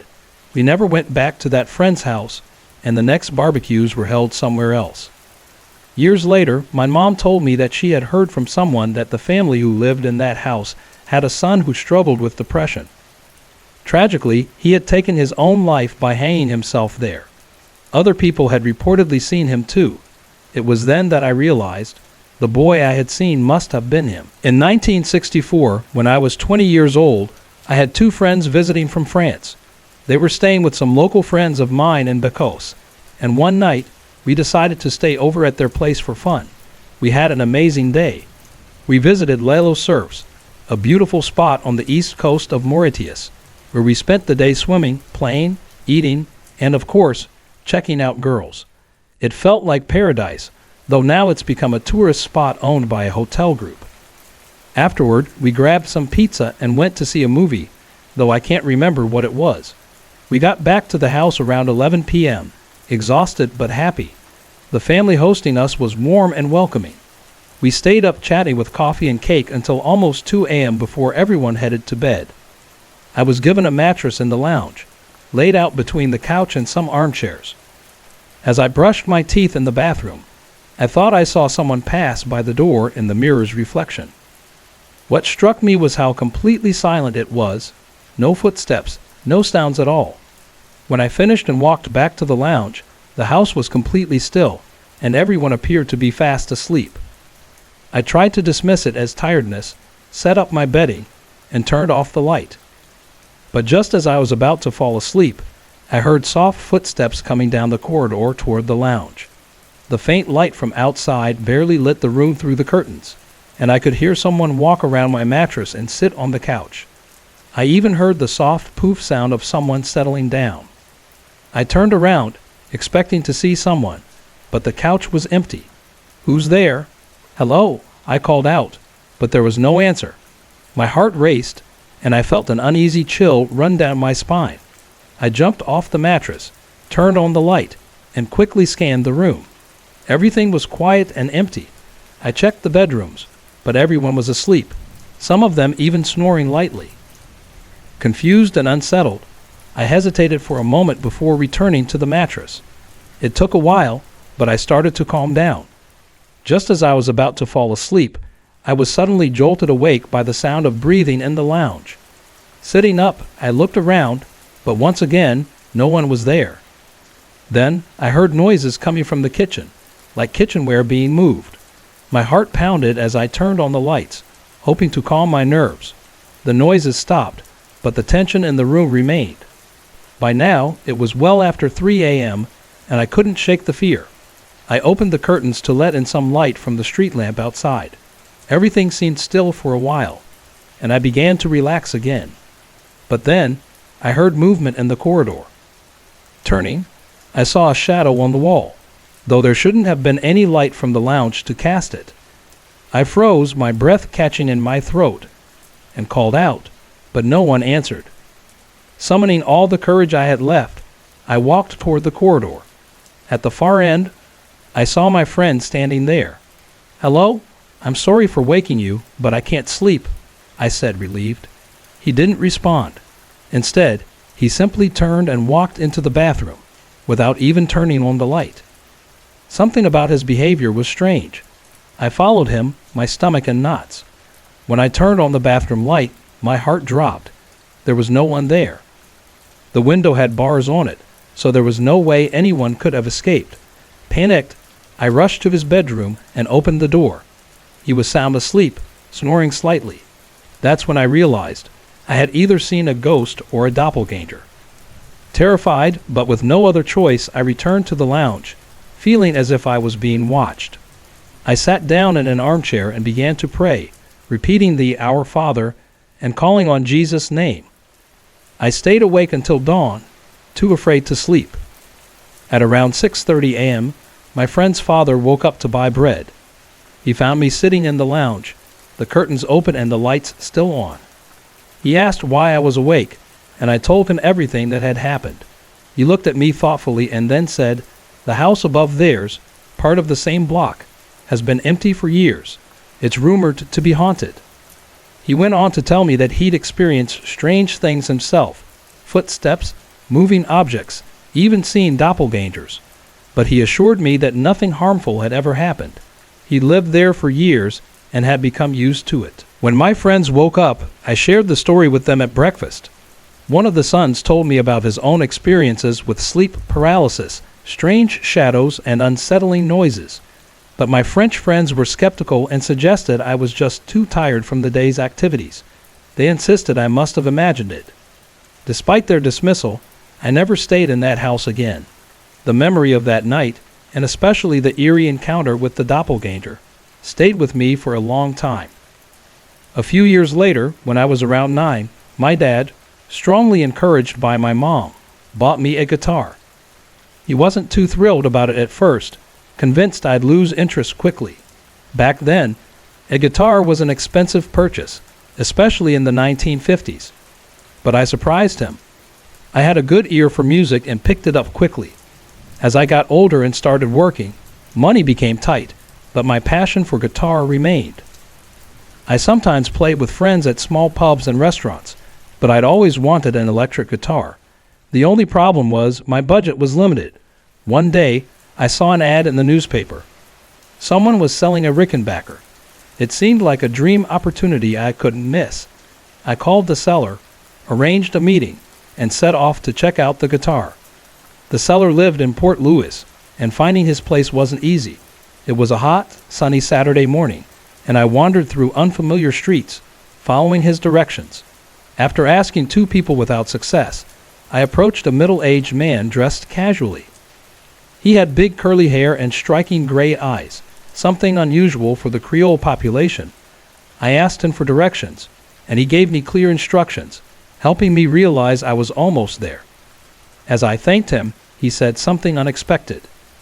"Tell Tony not to sell his grandma's cameo, and take good care of my door. Also tell him Dad is doing well and is proud of him." Before I could respond, he disappeared into the crowd. I was confused but pushed it aside, more focused on finding the house. Thanks to his directions, I made it there quickly. The seller, who introduced himself as DDA, greeted me at the door. We shook hands, and he asked if I'd had trouble finding the place. I told him I had gotten lost, but a kind man on the street had helped me. I casually repeated the message the man had given me. DDA froze, his face going pale. "Say that again," he asked, his voice trembling. When I repeated the message, he grabbed my arm, his shock evident. "We need to find him," he insisted. We spent nearly 45 minutes searching the streets, but the man was nowhere to be found. When we returned to DDA's house, the tension in the air was thick. I suggested we leave and come back another day, sensing something was off. But DDA invited me in, asking me to sit. He brought out a framed photograph and asked if the man I described looked like the person in the picture. The man in the photo was younger, with short hair and a mustache, but those unmistakable gray eyes were the same. I confirmed it was him. DDA's face turned white as he explained that the man in the photo was his father, who had passed away just over a week ago. The message I had passed on, he told me, was from his father, who used to call him Tony, a nickname only his dad had ever used. DDA's father had died in his late 50s, though he had looked much younger. DDA had decided to sell the guitar and his grandmother's cameo to help cover expenses, as he was the only one left to care for his elderly grandmother. He even considered giving away the family dog, Medder, who his father had brought home just months before. After hearing all of this, I felt a strange mix of heat and cold wash over me. It was as if my chest had tightened. DDA then decided not to sell the cameo and to keep the dog, believing it was his father's last wish. Not long after, his grandmother passed away. We sat quietly for a long time, both lost in thought. DDA offered me a drink, and we talked for a while, though the weight of the experience left us both shaken. When I left, I nearly forgot about the guitar. I agreed to return another day with a car to pick it up. That encounter left a deep impression on me. It changed how I thought about life and death.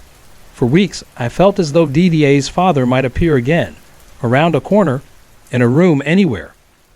I avoided going out at night until the shock finally faded and I found some peace. But even now, I can't forget how I felt that day. That brief encounter and the message I passed on had a lasting effect, not just on me, but on DDA as well.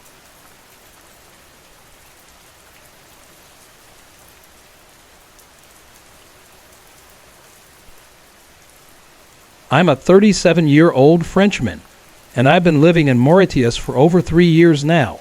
Being French, I wasn't raised to believe in things like ghosts, spirits, or demons. However, in Mauritius, many people claim to have experienced paranormal activity, especially sightings of human-like or demonic figures.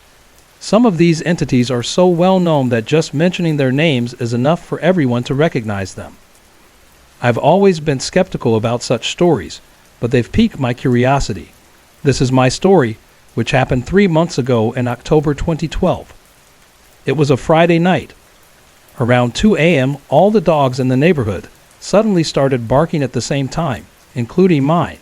But this wasn't the usual barking. It was intense, almost as if they were barking in unison, with a sense of urgency. Now my dog, a calm Labrador who rarely barks without reason, was barking nonstop. I thought it would stop soon, but it only grew louder and more persistent, as if he could see something I couldn't. After a few minutes, I decided to get out of bed and check what was going on. My house is large, set near a pond, with a dirt path running between the pond and the end of my garden. I found my dog standing in the closed patio, which has large glass windows overlooking the garden, the pond, and the path. He was barking furiously at something near the end of the path. At first, I couldn't see anything because the outside lights were off. I turned them on, and that's when my dog immediately moved to a corner of the patio, his gaze fixed on whatever he was barking at. I followed his gaze, and that's when I saw it. At first, it was just a shape, indistinct and impossible to describe. But as I focused on it, it became clearer.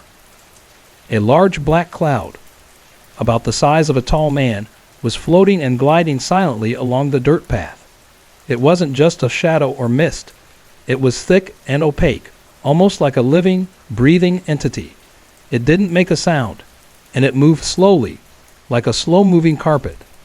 I was transfixed, staring at it for what felt like a lifetime, but in reality, it lasted only about 15 seconds. What caught my attention most were two bright white dots, revolving slowly inside the cloud, like glowing eyes. I couldn't look away. My dog was still barking even more frantically, as if it was trying to warn me. I now believe that he sensed it before I could even see it. And then, I realized something.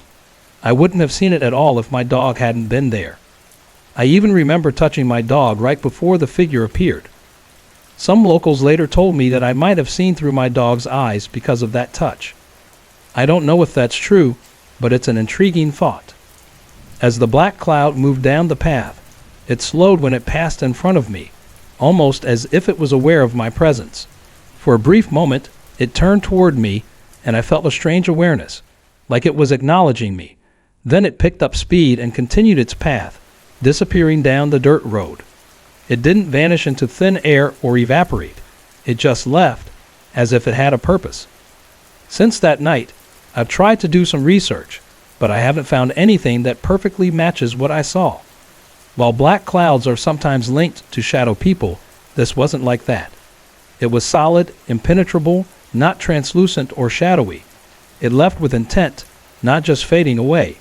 And those revolving white dots felt like the defining feature of the entity, like it was deliberate, not a trick of the light or my imagination.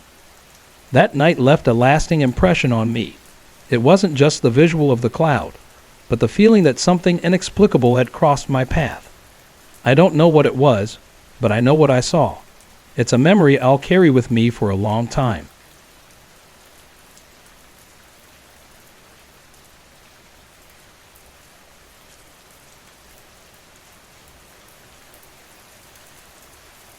In July 2012, my fiancée and I were counting down the days until our trip to Mauritius. We arrived at the airport 2 hours early, as is standard for international flights, and decided to pass the time at a coffee shop. As we sipped our drinks and browsed the free Wi-Fi, I checked Facebook one last time and updated my status, letting friends know we were about to leave for an exotic getaway.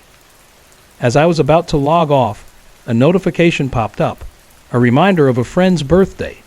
This friend was someone I hadn't seen or spoken to in over 2 years. His status update mentioned that he would be offline for the next 4 months while he trekked across the wilderness, from Alaska through northern Canada to the Bering Sea, with his old hiking partner. Dr. G was a flamboyant surgeon with a passion for adventure. He had a knack for showing up in the most unexpected places, always chasing after something extraordinary. We met 3 years earlier when we worked together at the hospital, and we had a brief but memorable friendship before he moved to England in 2010. I looked at his update for a moment, then logged off Facebook and turned my attention to the trip ahead. We flew out of Durban and landed at Sir Sibusiger Ramgoolam International Airport on Mauritius' southeast coast.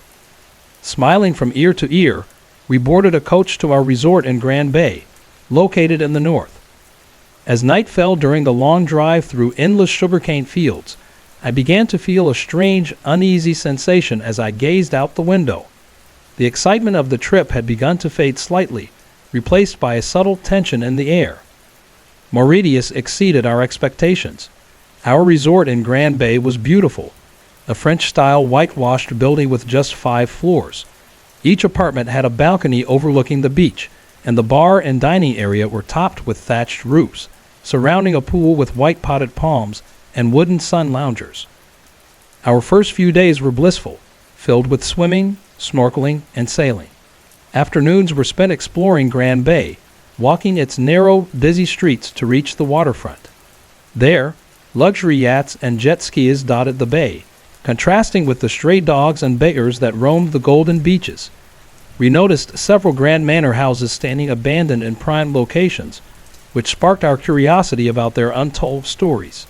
Midweek, we booked an excursion to Île de Deux Cocos, a marine sanctuary in the southeast. As avid scuba divers, we couldn't wait, but the night before, I struggled to sleep. I woke up around 1 a.m., restless for no particular reason.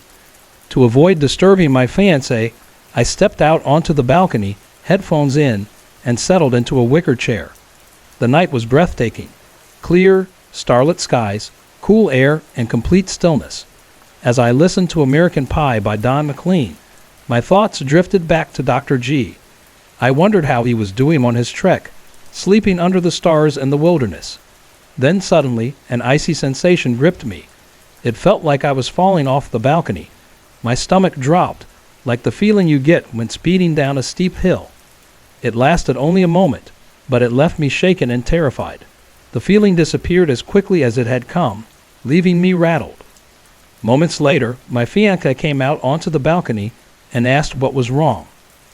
I told him what I had experienced, and he mentioned that he had woken up suddenly, unsure why. The next day, we took the excursion to Île de Deux Cocos. It was magical, snorkeling through shallow coral reefs, spotting cuttlefish, and even getting nipped by a territorial triggerfish. I'll never forget that day, though that strange feeling from the night before stayed with me.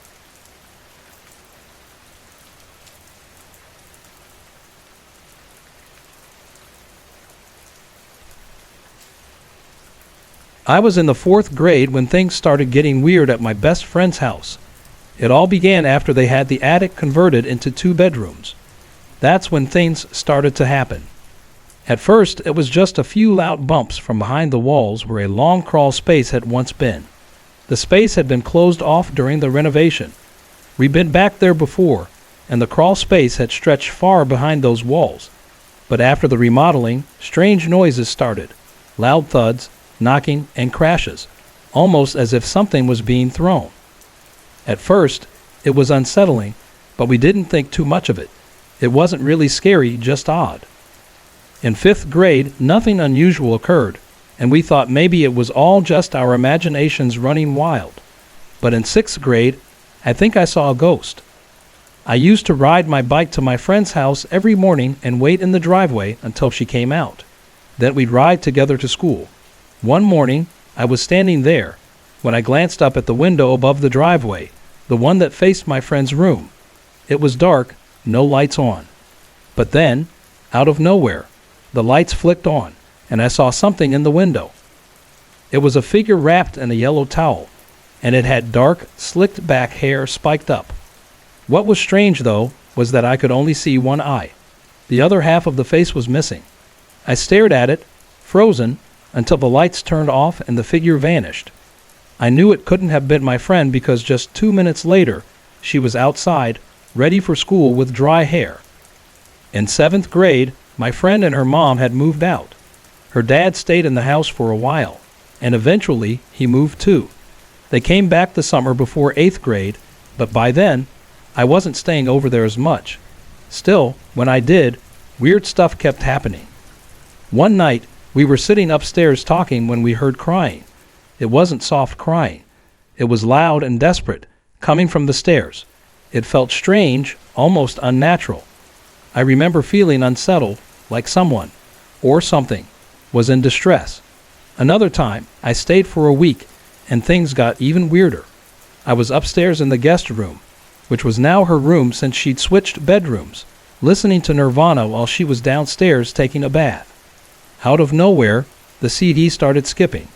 At first, just a little, but then it kept skipping more and more, as if the player was malfunctioning. But it had never done that before. Then came the footsteps, heavy, loud footsteps coming up the stairs. It sounded like someone was purposefully stomping up, one step after another. I was so freaked out. I ran out into the hallway, but when I got to the stairs, no one was there. I raced downstairs, trying to shake off the feeling, and joined her mom on the couch to watch TV, trying to distract myself. The last strange incident happened in May of 1995. We had just come over to her house after school, sitting downstairs and working on our homework. Everything was quiet when suddenly we heard singing. It sounded almost like opera, but we were the only ones in the house. It was so clear, so distinct, that we both froze. We looked at each other, gathered our things, and left without saying a word, walking all the way back to my house in silence. Something about that singing, it wasn't normal. There were many other strange occurrences in those 2 rooms, too many to list. One thing I'll never forget, though, is how freezing cold it always was upstairs. Summer, winter, fall, spring, no matter the season, the upstairs rooms were always bitterly cold. Even with the heat cranked up, the chill never went away.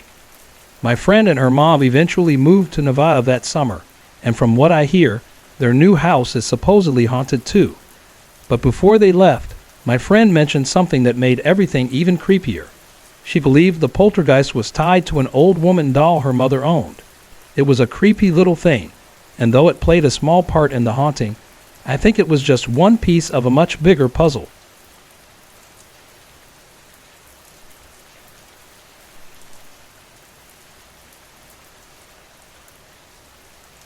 I've always found it strange that many paranormal experiences, especially sightings, seem to happen while people are in bed, asleep. I had an odd experience a few years ago in a house I used to live in.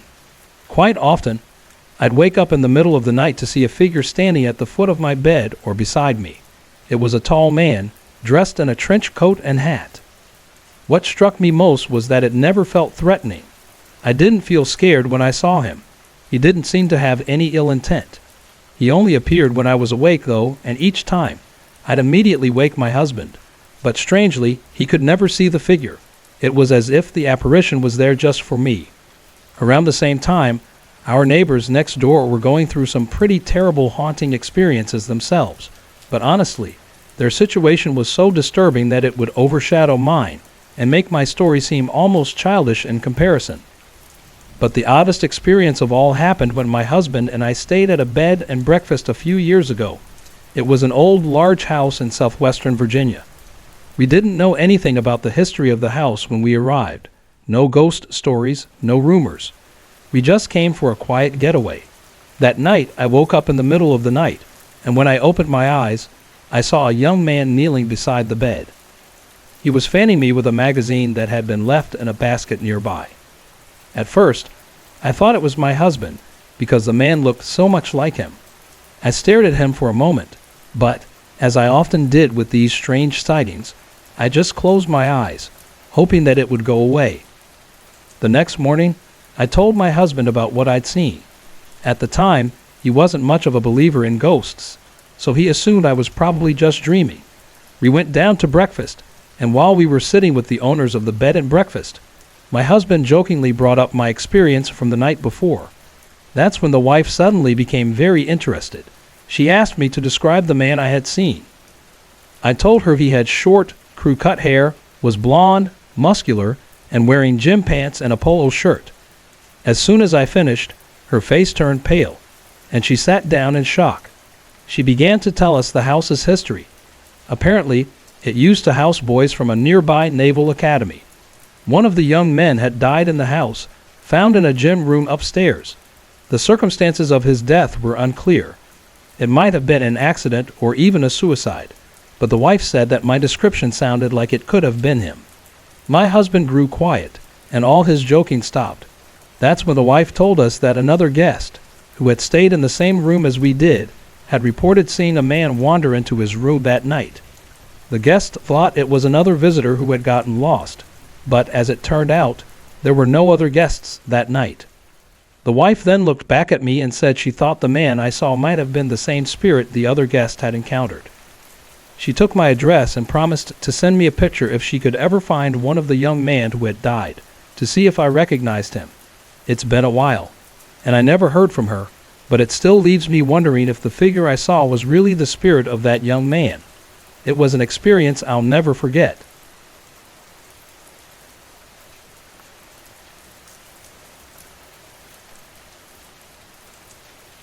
My cousin Ralph bought an old colonial house in Raynham, Massachusetts, sometime in the 1960s.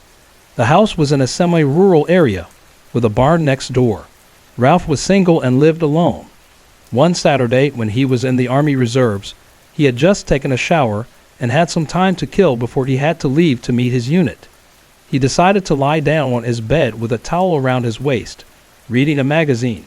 His back was to the only entrance to the room, and the afternoon sun poured in through the window in front of him. As he read, he suddenly heard a noise at the door. Since he was alone in the house, he was puzzled. Trying to turn to see who it was, Ralph realized he couldn't move, not a muscle. He couldn't even move his head. It was as if he were paralyzed. Then, to his utter disbelief, he heard footsteps crossing the room toward him. When the footsteps reached the bed, they stopped. Ralph felt the side of the bed dip, as if someone had sat down next to him. And then, he felt a hand on his waist, giving him a gentle squeeze, as if to reassure him. Despite the situation, Ralph didn't feel scared, just amazed. He could see the second hand moving on the alarm clock next to him, the leaves fluttering outside in the trees, things that convinced him he wasn't dreaming. But he still couldn't move. He was frozen, unable to react. After a while, the hand lifted away from his waist, and the bed shifted back to its normal position, like someone had gotten up. Then Ralph heard the same footsteps retracing their path back toward the door. As soon as they reached the doorway, he was able to move. He flipped over quickly and saw the back of a girl with long, brown hair hanging down to her waist, walking out of the room and through the door. Now Ralph's house was old, with a strange layout. To get to his bedroom, you had to go up the stairs, take 2 immediate lefts, and follow a railing that stretched the length of the house. It would have been impossible for anyone to reach the head of the stairs and then dash down before Ralph got to his room. He saw no one in the hall, and after checking every room upstairs to make sure no one was hiding, he found nothing. Ralph didn't think much of it at the time. It didn't occur to him that it could have been a ghost. He was just utterly confused. But in retrospect, the only part that really spooked him was the hand on his waist. It felt so real, so tangible. Ralph and I were very close, and he kept me updated on the unusual happenings in that house. Over time, small things started to go missing, things that didn't make sense. Ralph had valuable antiques, expensive paintings, and objects of real worth. But it was the little things that vanished, like candles from an antique candelabra or cheap flashlights. Ralph even tried to test the ghost by leaving flashlights in the ghost's favorite spot, by the handrail at the bottom of the stairs, to see if they would disappear overnight. And sure enough, they would be gone by morning. He'd have to replace alarm clocks more than once, but no matter what happened, Ralph never saw the ghost again after that first encounter. Yet he always felt her presence, aware that he wasn't alone in the house. Over time, he even developed an affection for the ghost. It was as if they had reached an unspoken understanding, and he started playing games with her, leaving the flashlights out, almost as if he were sharing a secret with her. When he eventually moved out, Ralph said he was sorry he couldn't take her with him. What I love about this story is the way Ralph gradually built a relationship with the spirit, almost as though it wasn't something to fear, but something that became a part of his daily life. His acceptance and even affection for the ghost is so unusual compared to most ghost stories, where the presence is often terrifying. There's something almost bittersweet about his final sentiment, too, like he'd come to feel a kind of companionship with the unseen presence.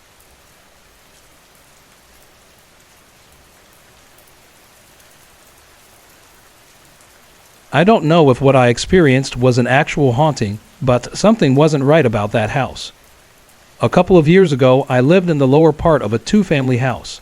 The house had originally been a single-family home and was once part of a farm. Behind it stood a barn that had been converted into an apartment. Inside the living room closet, there was a section of an old staircase, part of what used to connect the two floors before the house was divided. Behind the sheetrock, there was a small, boarded-up room, wedged between the living room closet and my daughter's bedroom closet. The only way to see inside was through a hole in the sheetrock in the living room. The room smelled old and musty, and inside, I saw the petrified remains of several small rodents. Something about it felt wrong. The layout of the house made it seem like it had once been a much bigger room, later split into smaller sections. From the very beginning, my daughter hated sleeping in her room. Before we moved in, she had no trouble sleeping in the dark, but as soon as we moved here, she refused to sleep without the light on. Even then, she'd only stay in her bed until I went to bed myself. Then she'd come running to my room. At the time, I chalked it up to normal 3-year-old sleep troubles. Now, I'm not so sure. Then there was the cat. After we moved in, we got a cat named Cody, and before long, he started acting strange. Occasionally, I would see a dark shadow move across the kitchen, just out of the corner of my eye. And whenever that happened while Cody was in the kitchen, he'd freeze, his eyes wide, tail puffed up, and then bolt from the room, always running straight to my bedroom at the farthest end of the house. That's when I started feeling uneasy. Some nights, while lying in bed, I felt too afraid to look toward the doorway, like something was watching me. But the worst moments came when my daughter wasn't home. The first time, I was in bed, just about to drift off to sleep when I felt it. Hands. I could feel them pressing down on my shoulders, pinning me to the bed. I tried to move, tried to struggle, but I was completely paralyzed. Then suddenly, the pressure lifted, and I could move again. The second time was even worse. I was lying in bed when I felt something grab my ankles and start pulling me. It was as if I was being dragged out of bed by my feet. I kicked, struggling to free myself, but I couldn't move. When it finally stopped, I realized I was lying diagonally across the bed, my legs hanging off the side. At that point, I was done. I stood in the living room and spoke out loud to whatever was in the house. I told it that during the day, it could do whatever it wanted, but when my daughter and I were home, it had to leave us alone. After that, I never had another experience. But the strange activity wasn't over. Around the same time, my friends, who lived in the converted barn apartment, had their own encounters. One day, my friend was in the kitchen when she suddenly felt someone touch her back, but she was completely alone in the house. Then, her husband had an even more terrifying experience. He was in the shower when he felt someone grab him from behind. He whipped his head around, expecting to see his wife, but no one was there. The bathroom door was locked from the inside. Not long after that, I moved out. My friends haven't had any more experiences since then, but I have no idea if the new tenants in my old house have had any encounters. Part of me wonders if whatever was there stayed silent for a while, just waiting.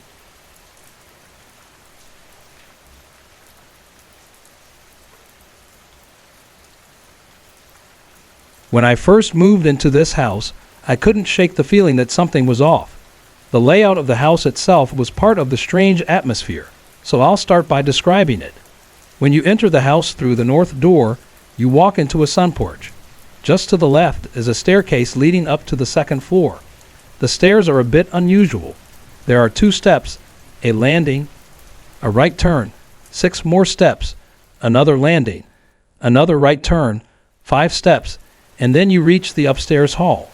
The first floor is laid out with a hallway that leads directly into the living room.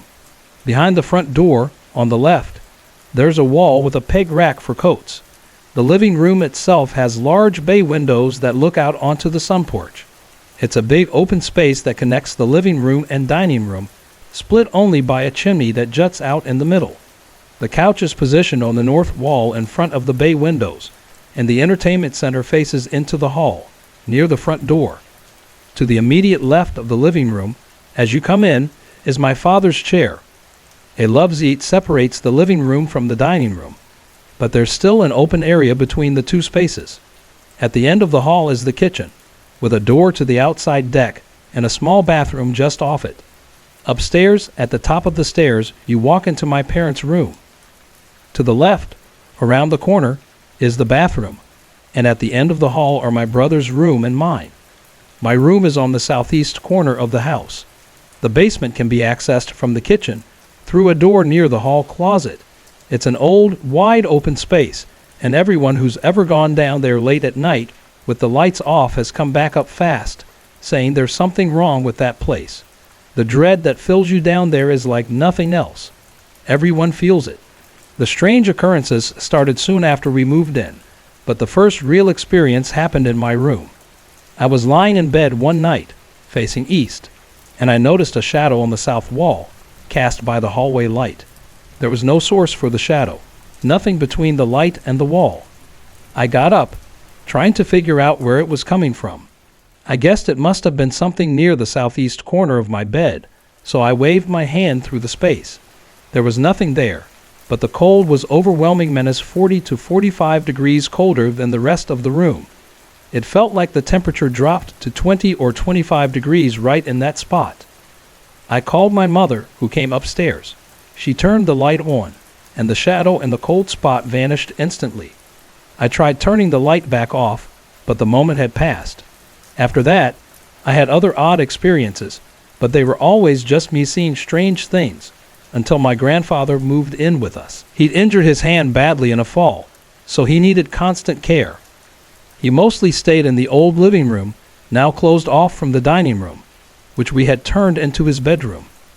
He was always watching TV, and he started telling us about a little boy who would come in and talk to him while he was watching. The boy, according to Pippier, was short with short blonde hair. He was the right size to match the shadow I had seen, which was interesting to me. After my grandfather passed away in the kitchen, more strange things happened. One day, while we were about to sit down for dinner, the bathroom sink turned on by itself, full blast. No one had been in the bathroom.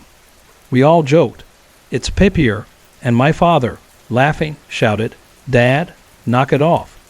The moment he said that, the sink turned off. I never saw the little boy in person, but I began seeing his reflection. It would show up in the windows, mostly in the dining room. Once I saw his reflection in the TV screen. I watched him walk down the hall and up the stairs. I was too surprised to turn around and look directly, so I ran upstairs to try to catch up, but he was gone by the time I got to the top. Then, one summer, the former owner's daughter came by to visit the house. After looking around, she mentioned that my room used to be hers. She then asked me if I'd ever seen him. I asked her who she meant, and she told me about the little boy who had haunted the house. She'd had similar experiences to mine. She described the boy exactly the way I had seen him, though she hadn't lived in the house when I did. The only connection between us was the bedroom. She also told me about the kitchen, which used to be split in half with the laundry room.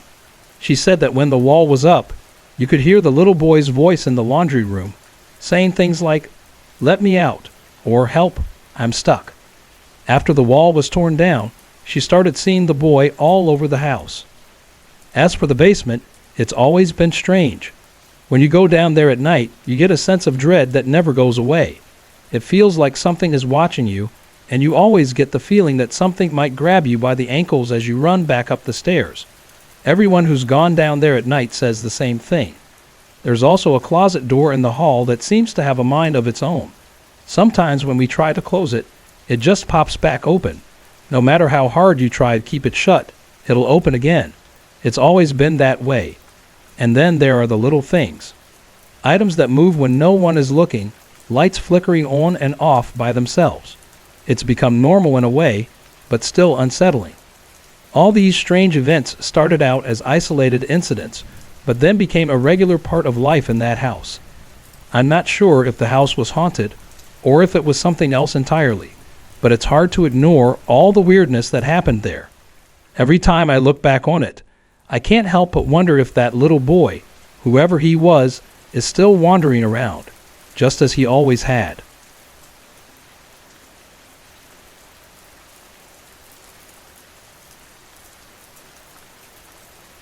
I'm so sorry you had to experience all that. Losing both parents, and in such a tragic way, must have been incredibly difficult. Your story paints such a vivid picture of how the house became a place where the line between the living and the dead seemed so thin, like your father and mother were still very present in ways that weren't easy to understand. It sounds like after your father's death, he stayed close, somehow making his presence felt in very specific ways. The scent of his cologne, the cold breeze, and even people who didn't know the details of his death seeing him in the bathroom.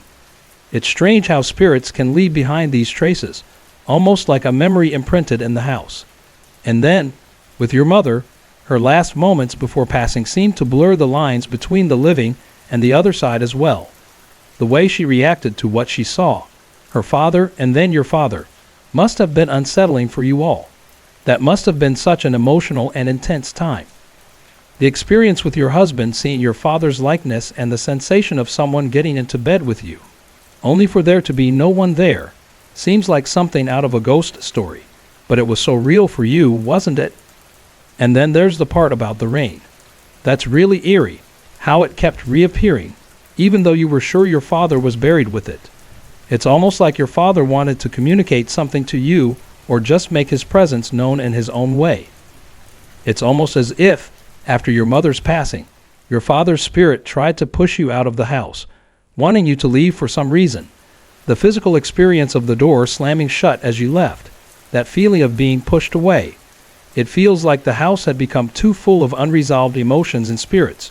One last tug to try to keep you there, or perhaps to make sure you wouldn't stay in a place that held so much sadness.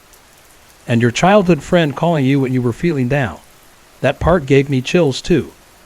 It's as if your father was reaching out, even through her dreams, trying to make sure you were okay and wouldn't go down the same path.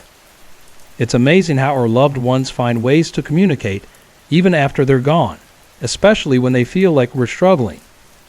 I can imagine how unsettling it must have been to leave that house, knowing it had been the source of so many strange and emotional occurrences.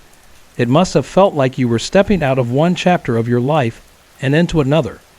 Even though the experiences faded after you moved, the memories and the feelings you had in that house must still linger with you. Do you still feel any presence of your father or mother, even after leaving?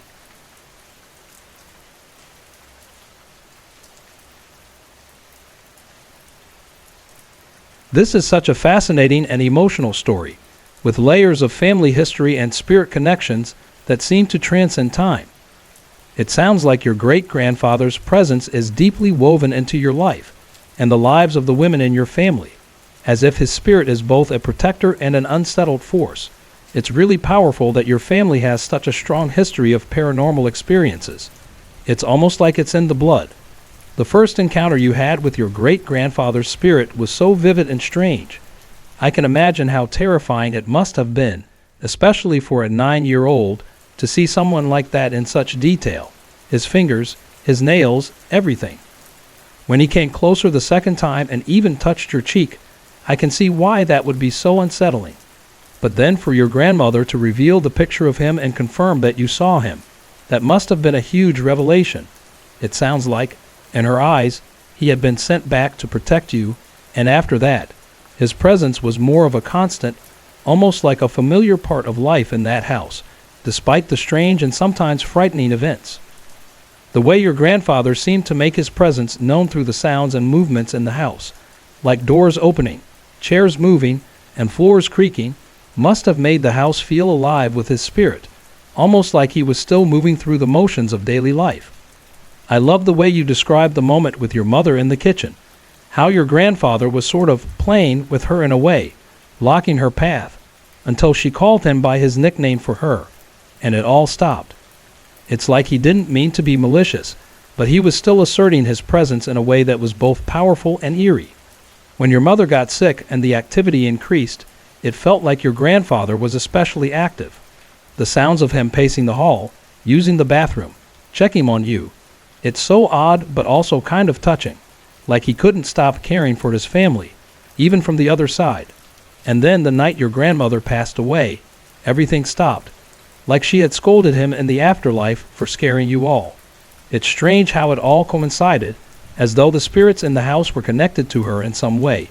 And once she was gone, your grandfather's activities became less frequent. Moving to the apartment with your grandfather's presence following you seems like a bittersweet continuation of his attachment. The strange happenings with your wallet, keys, and birth control pills definitely suggest that he's still very much involved in your life, trying to get your attention in some way, even if it's just to mess with you a little. And when your husband finally saw him, it must have been such a surreal moment to have someone else confirm what you had been experiencing all along. I bet it made him rethink everything. It's funny and a bit eerie to think about your grandfather spooking your stepfather too. The cold spot moving with him like that, almost as if the ghost was waiting for him to move so it could settle down, is such a strange and unique experience. I think it's a pretty clear sign that he's not just hanging around to keep an eye on you, but is still engaged with the family. I can see why you wouldn't want to sleep alone in that house. It's one thing to feel a connection to the spirits, but it's another when they're so present, like your grandfather, constantly reminding you that he's there, even if it's in subtle ways. Does it still feel like he's watching over you, or has the intensity of his presence diminished now that you've moved out of the house?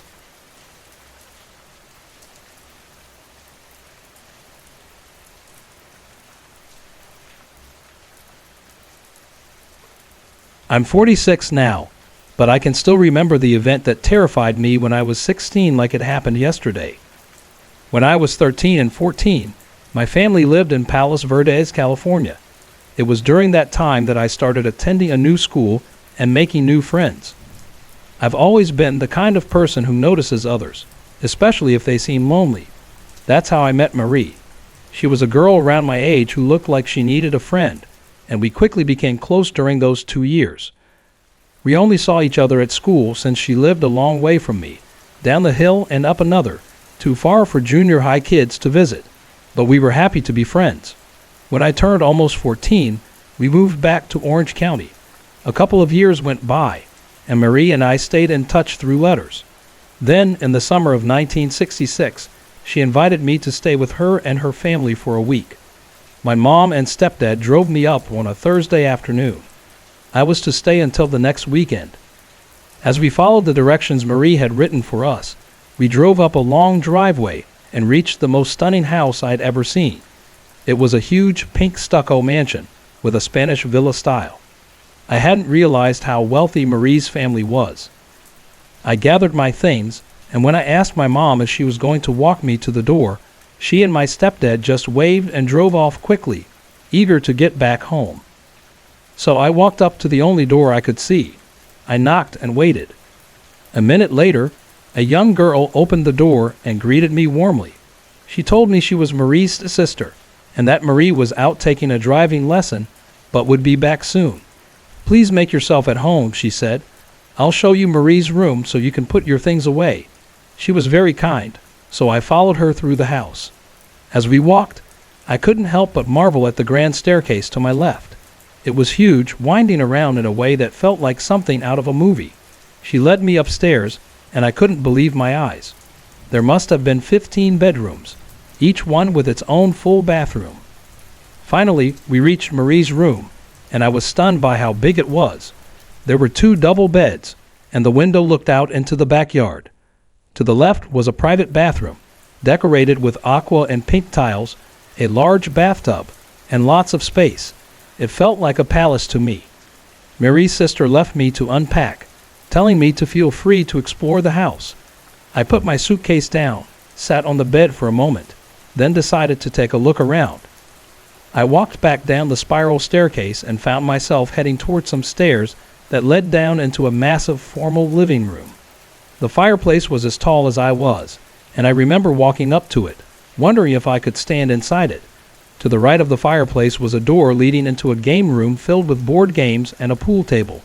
It was cozy and inviting. I noticed a grand black piano standing in the corner. It was stunning, shiny, and elegant, with sunlight shining through the windows and making the keys sparkle. I had been taking piano lessons myself, and I couldn't help but admire its beauty.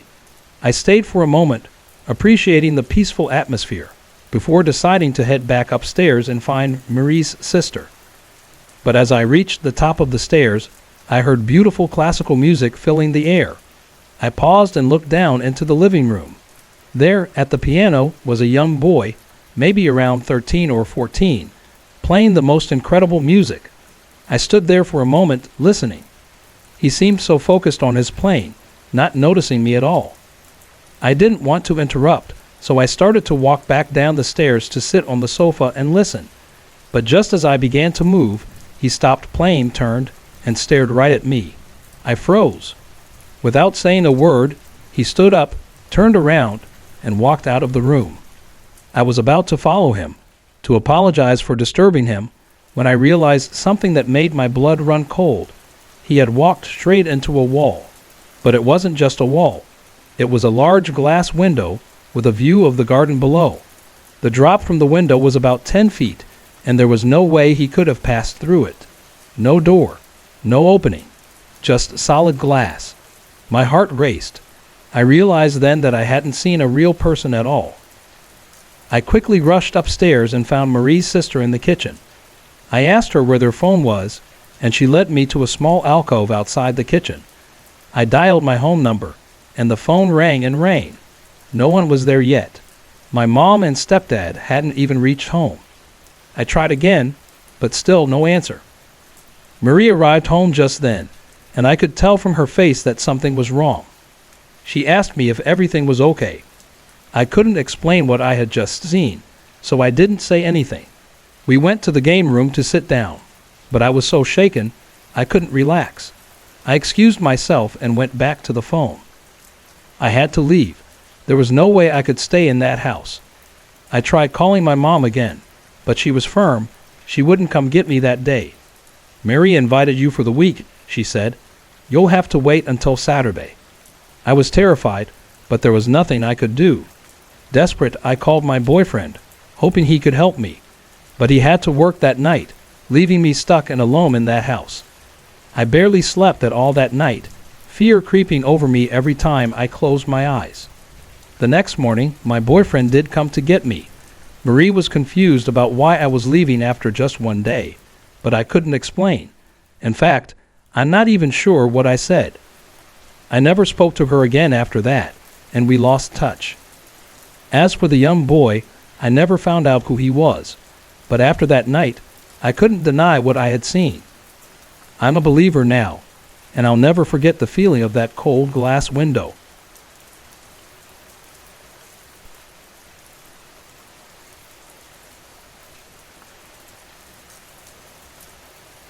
I live in an area known as Gold Country in California, a place rich in history. It's where gold was first discovered in America, in a town called Coloma, and I'm just 25 minutes away from a historic place called Hangtown, better known today as Placerville. Placerville is famous for many things, including a hotel called the Carey House Hotel, which I've heard is the 6th most haunted hotel in California. So you can imagine, I live in a county filled with old buildings and ghost stories. I've always been a bit tuned into the supernatural. I can feel when there's a spirit nearby, almost like a quiet presence that's watching me. It's strange, but when I walk into a really old place, like that hotel, for example, I get this deep, eerie feeling that I'm not alone.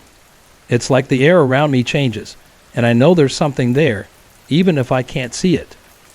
Once, I visited an old historic house in my town that's now a little store. As soon as I stepped inside, I was drawn to the grand staircase right in front of me. I just stood there for a moment, and something about the spot gave me an overwhelming sense that someone had died right there. It was as if I could feel their presence lingering. Curious, I went up to the woman at the front desk and asked about the history of the house. She told me that in 1809, the wife of the man who built the house had been pregnant with their first child when she fell down those very stairs. Tragically, both she and the baby died in that spot. As she spoke, I could feel the hair on the back of my neck stand up. It all matched what I'd felt when I stood there. The woman went on to tell me that the rocking chair in the corner sometimes rocks on its own, and that things in the house have moved by themselves. She also mentioned hearing a woman singing from upstairs, every now and then. My heart raced as I listened. Everything she said matched the strange feelings I had experienced. I kept thinking, how did I know that? That was the first time I really started to realize that I was different, that I could sense things that others couldn't. The first time I actually saw a ghost, I was 16, and it happened when I was home alone. I was in the kitchen, making lunch, and my dog was sitting outside, watching me through the big window that overlooks our front porch. I picked up the phone and called a friend, chatting for about 10 minutes, before I realized I'd forgotten my drink. As I walked past the window again, I glanced outside and saw my dog still sitting there, looking up at me. But something else was there. A little girl, about 3 or 4 years old, was standing right next to my dog. She had long, dark brown hair and was wearing a white lacy dress, something that looked like it might have come from the mid-1800s. She was just standing there, her hand on my dog's head, watching me through the window. I was so startled, I dropped the phone. My heart was racing, and I quickly looked down to pick it up. When I looked back up, she was gone. I glanced at my dog, who was still sitting there with her tongue hanging out and a big goofy smile on her face. She didn't seem to notice anything unusual. I stood there in shock, wondering what had just happened. Was this little girl some kind of spirit? Did she live on the property a long time ago? Or maybe she just liked my dog. I couldn't make sense of it. Even now, I still wonder if she visits our property sometimes. I told my mom about it, but she didn't believe me. She's one of those people who only believes in heaven and hell, nothing in between. She suggested it was probably a demon, but I knew it wasn't. I've seen demons before, and this wasn't the same. When I told my dad, though, he believed me right away. He even said he'd keep an eye out for her when he's working outside, just in case. He's had his own ghost experiences too, so he gets it. Looking back, I wish I could see her again, now that I'm more open to the paranormal. I'd like to know more about her, what her name is, or what time period she came from. But for now, I'll just keep the memory of that strange, unexplained moment and wonder if she still wanders around my house.